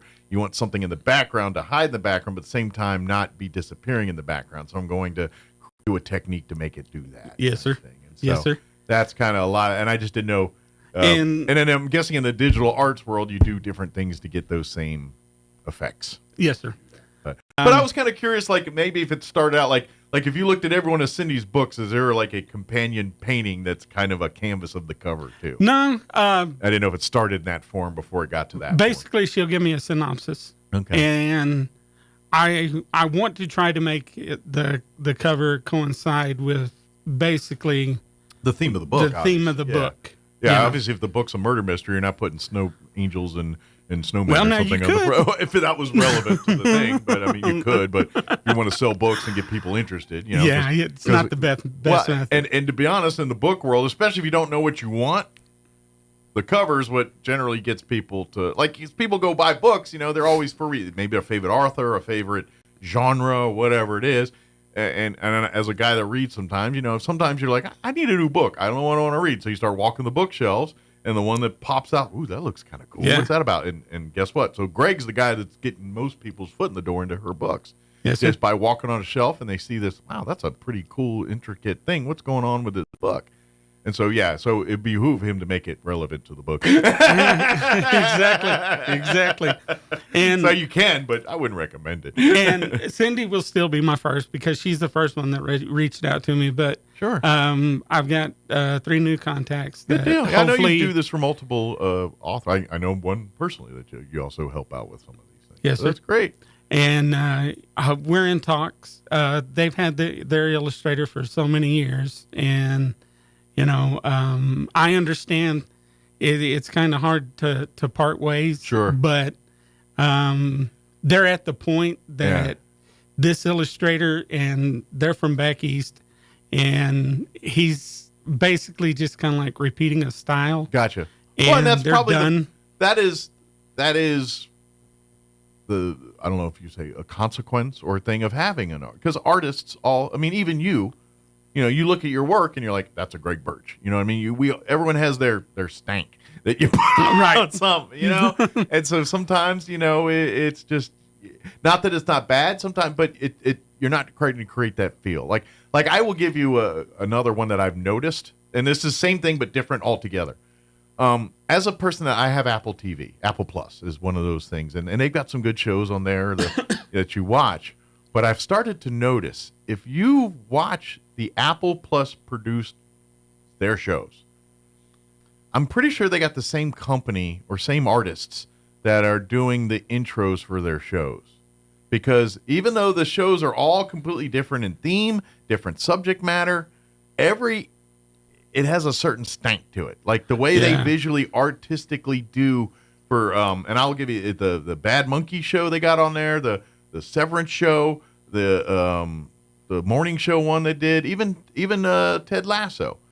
They have a certain look to them. I'm just like, I think it's the same company. And a lot of them too now are moving to the AI. Yeah. You know, the latest one was the one that's on there with Palm Royale or whatever. I was like, oh man, the Palm Royale artwork is almost exactly the same as the one and so I was kind of, so it makes sense what you're saying. It's like sometimes, as a book author, it's like, look, they do great work, but I don't want that look. And that's what they do, is that look. Well, and like y'all was talking baseball a while ago, they want to change up. Yeah. Well, it's like Picasso. Exactly. You see Picasso, you know that's Picasso. But if you ask Picasso to do something that's not Picasso, that's not, you know what I mean? It's not in his ballpark. Yeah, exactly. So that kind of, it does make sense that, I was going to make a joke, but, it's, why not? With all these book authors basically giving you stories and saying create a painting, one of these days you ought to go to one of the authors, give them a painting and say, give me a story. That would be sick. That would be a sick idea. You come with me with a story and say, give me an artwork. I'm going to give you some artwork. Give me a story. That's a challenge, man. I think you'd do it for fun, just to see what they come up with. It could be genius. You might turn into this beautiful collaborative thing that people will love. You never know. But then we'd have to put Mike Winters as the... Well, just put idea by Mike Winters. Then we're good to go. I don't even need money. Just throw them on the book. That would be a nice idea. I think it'd be kind of a fun thing. It's like, all right, because you're doing it completely backwards. That would be a pretty sick idea. Yeah. It really would. Yeah, I think it'd be kind of fun. It's like, you guys fun. Always give me these stories. Say, give me artwork. I got you some artwork. Give me a story. Write the story around the artwork. Yeah, I think it might be fun just to see what they do with it. So yeah, and I know because each of the two I know, and I know there's more. They all are. Genre-based authors, like like one I know he's gonna science fiction, that space and military. He's not gonna be writing around sunshines and rainbows and things like. And conversely, with Cindy and her subject matter and things, I imagine a military space history is probably not her genre. not as of yet. Not as of yet. But anyway, I think it's really cool that and I hope. I kind of hope you see more authors. And I would love to, even if you get, because like we talk about the Metallica painting and where that led and all that. And every once in a while, is a John Grisham type going to come up and say, "Hey, Greg, those are some of these books. You kept my next James Patterson book. I need to." Hey, and like I said, we still talk, but yeah, you got to, that's the whole deal. What their hands are into, they got. Yeah, and the more you said that stuff, and then I've been doing some other just reading stuff about them, and you don't realize that, like Metallica could never do a song or a concert again, and they're just, obviously they're rich, but they literally have their own trucking company, like, and it's for concerts and stuff, and like put it this way, Poison and like when they do these tours and stuff, 9 times out of 10 is Metallica's trucking company that hauls all the stuff, that does all the things, and they do it in Europe, they do it here, and that has and all that's really a side gig that probably makes as much, if not more money than Metallica the band does. And that's like talking to James. It's he wishes that he could help on that side of it, but they're only using the brand. The name is bigger than them at this point. It really pretty is. Much. And talking with their graphics people is like you would literally just want to pull your hair out. To be honest, my only goal in life now is I just want to see them in a Super Bowl. Why can't we have Metallica do a Super Bowl halftime? Why? Why can't we? Yeah, you got to. you have to. I think that's where most people's missing it is. They check all the boxes. You got to look at the genre. Well, the genre will be fine. No, because the genre now is, you still got the Taylor. Oh yeah, that's what I'm saying. Swift, break the rules. Do it. But it's this younger generation that they're trying to reach. Yeah, I know. And that's the NFL. And I'm sorry for the Cowboy fans, but that's what Jerry Jones. Yeah. It's sports entertainment. What puts butts in seats? Yeah. Well, I think Metallica will still do it because. Oh, they would. they still put out new music. They're not like they haven't put out a song in 20 years. They put one out last year. They just But don't then they tour. would look at. I think of now, most rock bands and most, I don't think could. I think one of the few left that are still around is them. Yeah. I mean, I would say them, maybe Foo Fighters. And to be honest, aren't Rolling Stones and them still running? We could dust them off for one more halftime show. You could still get that, or Journey. Yeah, like I could see one of them maybe. But yeah, most like people are like, yeah, I'd love Metallica. We need a metal show, and they say we need to bring Mastodon. I was like, 6 people know who Mastodon is. I was like, no one knows who Mastodon is. But I would also say, I get it. The Kendrick Lamar, this whole it wasn't for me and all that. I get all that, but I'm saying, why is it okay for half the nation to, it's like, at least this one's going to have more appeal than, okay, it's niche too. Yeah, I don't know. If we're going to play the niche game, then let's play all the niches. Give me Metallica. If there's ever a band that deserves to be playing the halftime show, it's that band. But now you have to go back and you have to look at, okay, if we do it from marketing, yeah, because that's part of the game too. You got to go back and you got to look at when was the last country singer. Yeah. Well, I guess Beyonce. Are you for real, dude? Well, technically. Are you for real?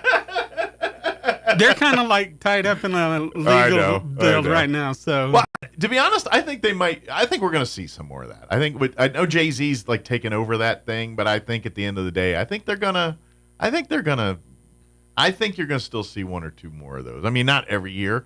I mean, I think you're going to have your Kendrick Lamar years, and then I think there's going to be a year where, it might be. Something. One is that everybody that is in the younger generation they already know about the beef that has been going on with Kendrick Lamar and and I knew very little of it, and I still don't care. And I mean, I'm sure it was a great performance. It's just it wasn't for me. But it was not my thing. I don't care. It was what. Yeah. But 99.999% of halftime shows for Super Bowl are not for me anyway, because I don't like most. Well, did you see how many empty seats was there? As they pan around. And that's just it too. That performance, like it's for the TV audience. Like I've seen countless videos of that performance from the stands point of view, right. And it's boring. People aren't paying attention. Most of the crowd's busy doing their own thing. They're not really, showing it. Hey, now one of the best ones, and people can say what they want to, but I thought one of the best halftime shows was when Eminem and Dr. Dre and Snoop Dogg.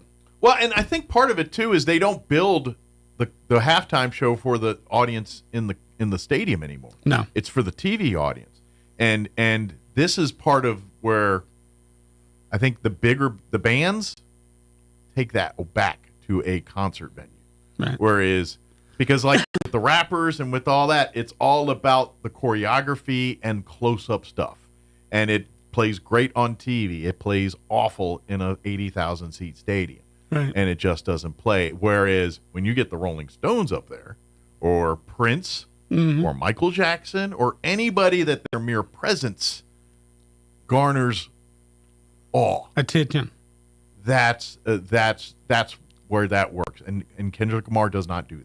Now, how did we get off on this road? I don't know. It was probably my fault. But anyway, it was something about artwork, and then it just kind of art flowed from there. But anyway, it was the Metallica painting, I think, and that kind of that's what set the table. But anyway, yes, I can't let the cat out of the bag just yet. But we got a thing, hopefully, that's in the works, and I got to wait for the lady to get the okay on it, and it's going to be something that's going to be pretty big here in Roswell. Good and well, and I know, hopefully it goes through. She's waiting to get it all voted on and everything like that. Yeah, there's to be stuff with Fine Arts League and some of that stuff, and they do a lot of great work. It's Roswell has for a town of which its size and what it is, we have such a unique art community. Some of it's underground, some of it's not, and it's not just one thing. It's the music, the painting to various types of art that's done here. We have a very diverse and pretty eclectic art community. So it's kind of neat and I think organizations like the Fine Arts League do such a great job of fostering that and sharing that and making it grow. So, but yeah, they got some stuff coming up, and we can't let all the cats out of that bag yet. But more to come, and I'm sure we'll have Tammy and them come in and tell us more about it down the road. And got this little niche on the lip here. I was doing the frame for the was that an art wound? Yeah, nice. This one was a good one. You know, one of them stupid moments. You know, we all have them. But, sure. Well, and I know when you get in your paint zone and all that, you got to have the right environment with the music and everything else. Oh yeah, I crank it up. And I'm sure it gets a little rowdy in there sometimes. I'm sure the people. I'm sure the folks on Facebook just, what is he listening to? But I paint to beats. Sure. You know, and that's what jives. But I was doing the framing for the painting that's donated to the Las Vegas, New Mexico. Nice. And it's the old train depot of what it originally looked like during Billy the Kid's time.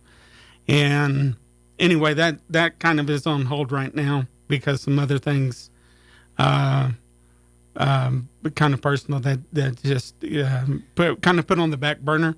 And did they have like a Harvey house and everything at that one? Or I'm just curious because that would have been that era of those things. Yeah. And I didn't know if the Las Vegas one was worthy of getting a Harvey house or not. It was kind of, sort of. Let's put it that way. Gotcha. Okay. Let's see. I've got the Montezuma's, the Castle Hotel. I got to get that one done.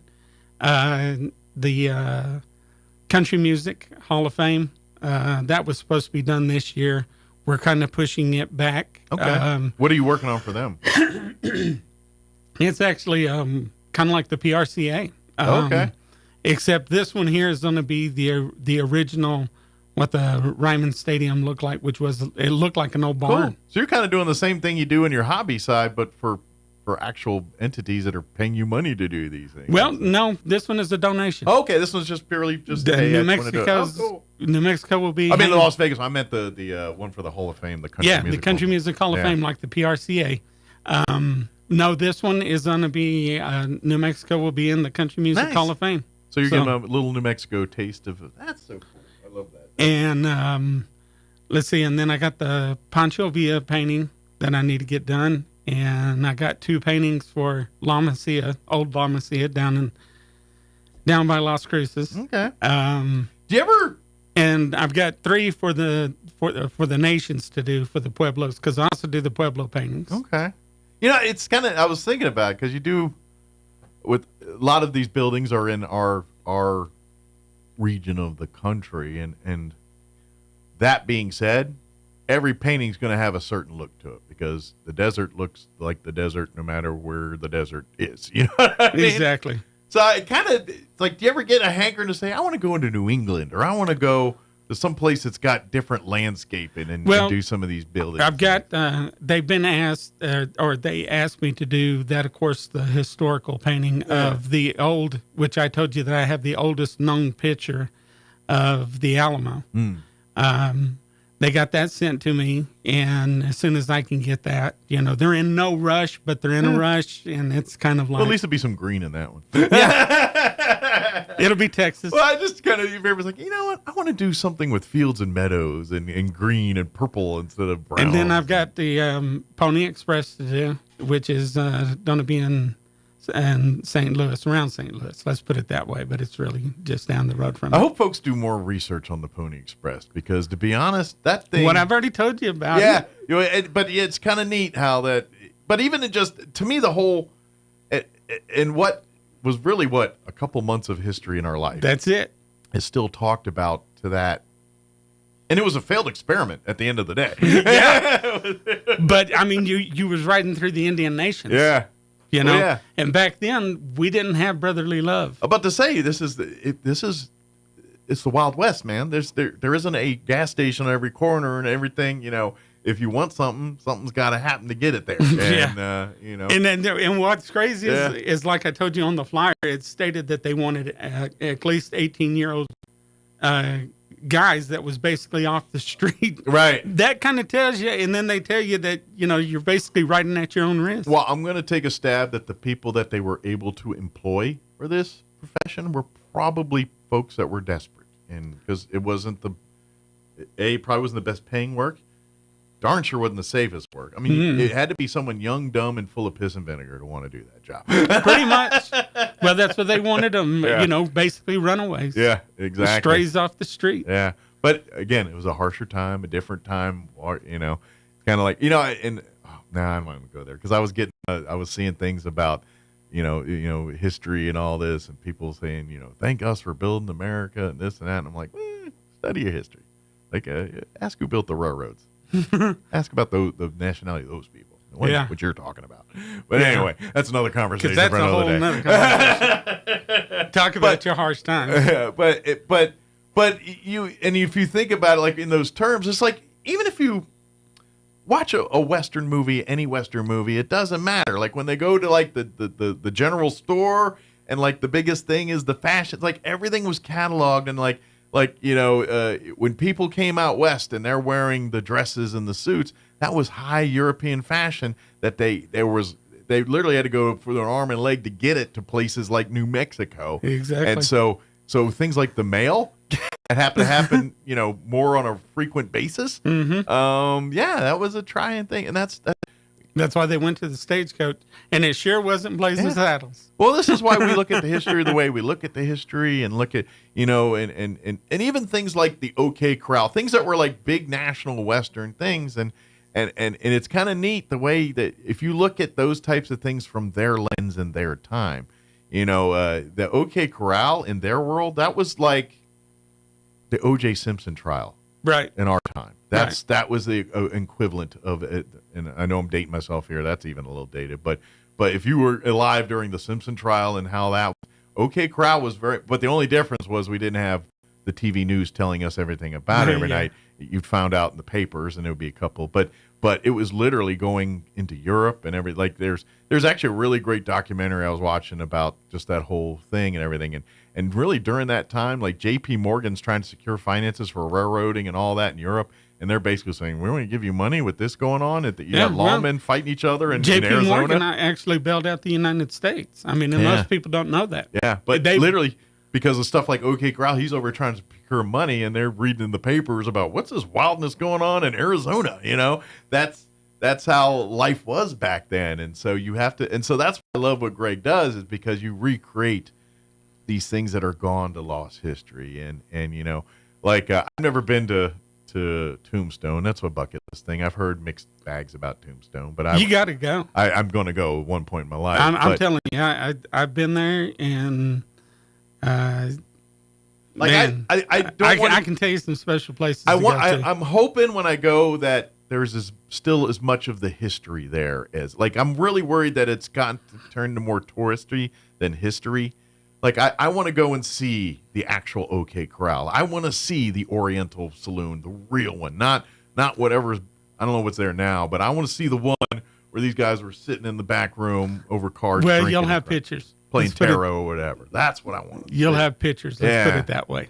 But I know because I've seen like these ghost adventure shows where so it's like some of those buildings are original because they're talking about hauntings and stuff. But yeah, I don't want to see the touristy version. I want to see what it looked like when an Earp walked in there to get a drink or whatever. Well, see, and what most people don't know, just to kind of get on the subject there, is you got to remember now, Wyatt Earp went out west, and he was actually out there with John Wayne. And when he was telling he was trying to clear story, his name, basically. And the thing is that there was two maps that he put. He put the first one as close to where the OK Corral was. Mm-hmm. There's another one that shows that it's way over here on this other side of the street. Yeah.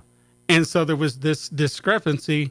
Okay, how do you forget where the gunfight actually took place if you was there? Right.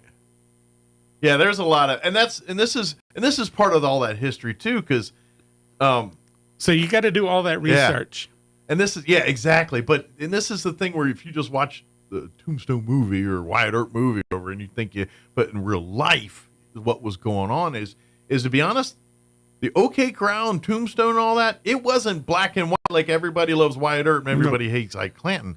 The Clantons and the Cowboys were excellent PR people. and they were working the media to their advantage. Ike Clant was a snake in the grass, but he was a genius at working the media, working the public, working the angles. And he made a lot of America feel for the Cowboys. Like they were just getting overrun by the man, and we're just trying to eke out our living. We're not robbing people and all this. And the Earps were... Hence the bleed off of Billy the Kid. And then when the Earps, basically they were, Ike Clant would go and poke the bear and then run away and say, I'm innocent. And then the Earps would go scorched earth, and now the Earps look like the menace. And so in many people's eyes, Wyatt Earp was not looked at as a hero and stuff. That all changed in the early 1900s when he went to Hollywood and started telling his stories and started saying, hey, this is what's happening. And they start making movies and Westerns. And next thing you know, Wyatt Earp went from a guy that was kind of a bag to more of a hero that we know him today. And that's where, there again, you got to, and people have to understand that he Hollywoodized things. And at the end of the day, the Earp family were just like everyone else trying to make their living. They just happen to be good at peacekeeping. Exactly. And that's what they did. Now for the big. All right, sorry, I got way sidetracked there, but we got to hurry up. We do have an unveil here. Yes, and this here is the wolf painting. Oh, man. That is so cool. I love... This is the competition that is for the Mexican gray wolf for the New Mexico wildlife stamp. I love the slip of the Zia in the moon, or that is so cool. That is cool. Hopefully it will compete. I think it's I haven't seen the others, but it's got to be right there, man. And to be honest, I love, because of the blues. It's so because I'm used to seeing your work, and like I said, we talk about deserts and things, and so to see something like this that's New Mexico that's not desert is really cool. I mean, that's really cool. I even like, if you look in the clouds, there's still stuff going on in there too. Yes, sir. There's a couple of hidden faces if you look close. Yeah, I can't make out everything, but I can kind of tell. Yeah. Oh, wow. Because I can't see, I'm blind. But that is really cool. What's just curious? What's from concept to final product? What's the total time on that? That one right there, I think that one there took me 3 days. Okay. I drew it out and basically stared at it more than I just painted. Like when you start the vision, is that what you're seeing at the beginning?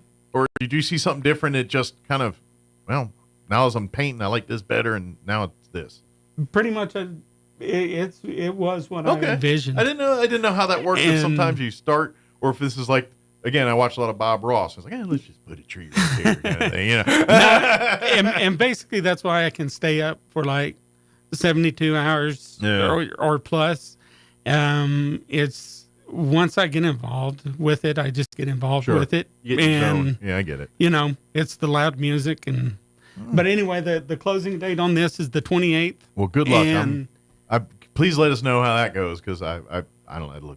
It's a winner to me, man. Hopefully it'll really do something. I'm the only one from the south of New Mexico that's doing it. So it's beautiful painting. So. Awesome. Yes. I know we got to go, but the magazine, the Artist Close-Up magazine. Yeah, that's over in Amsterdam, and it goes worldwide. So. Are you featuring that too? I am. I just put that online the other day, and I'm featuring in it. It's a pretty small article write-up. Nice. Well, but it goes to all the major casinos. Name it. All the sports venues. Wow. It's in. So if you're in the Amsterdam red light district and people start looking at you like, hey, it's all over the globe. Nice. I'm going to be in China, so kind of a big deal, man. Congratulations. Well, I appreciate that. Hence that's why he's got to get the outfits, because he's got a lot of eyeballs on him here, so he's looking good. Man, let's not go that big. Well, good for you, man. I'm really happy for you, and good luck on this on this wolf painting, because I hope it wins. Like my mom tells me, stay humble. That's right. That's true. The moment you stop, they bite you in the butt real quick. You learn that in radio too. Yes, sir. Thank you, Greg, as always. Appreciate it. We'll see you next time. You bet. And guess what? It's 10 o'clock. We got to go. Have an amazing weekend. We'll be back bright and early on Monday. You're listening to 106.5 Roswell's Talk FM, KEND, or Roswell, New Mexico. Take care, everybody.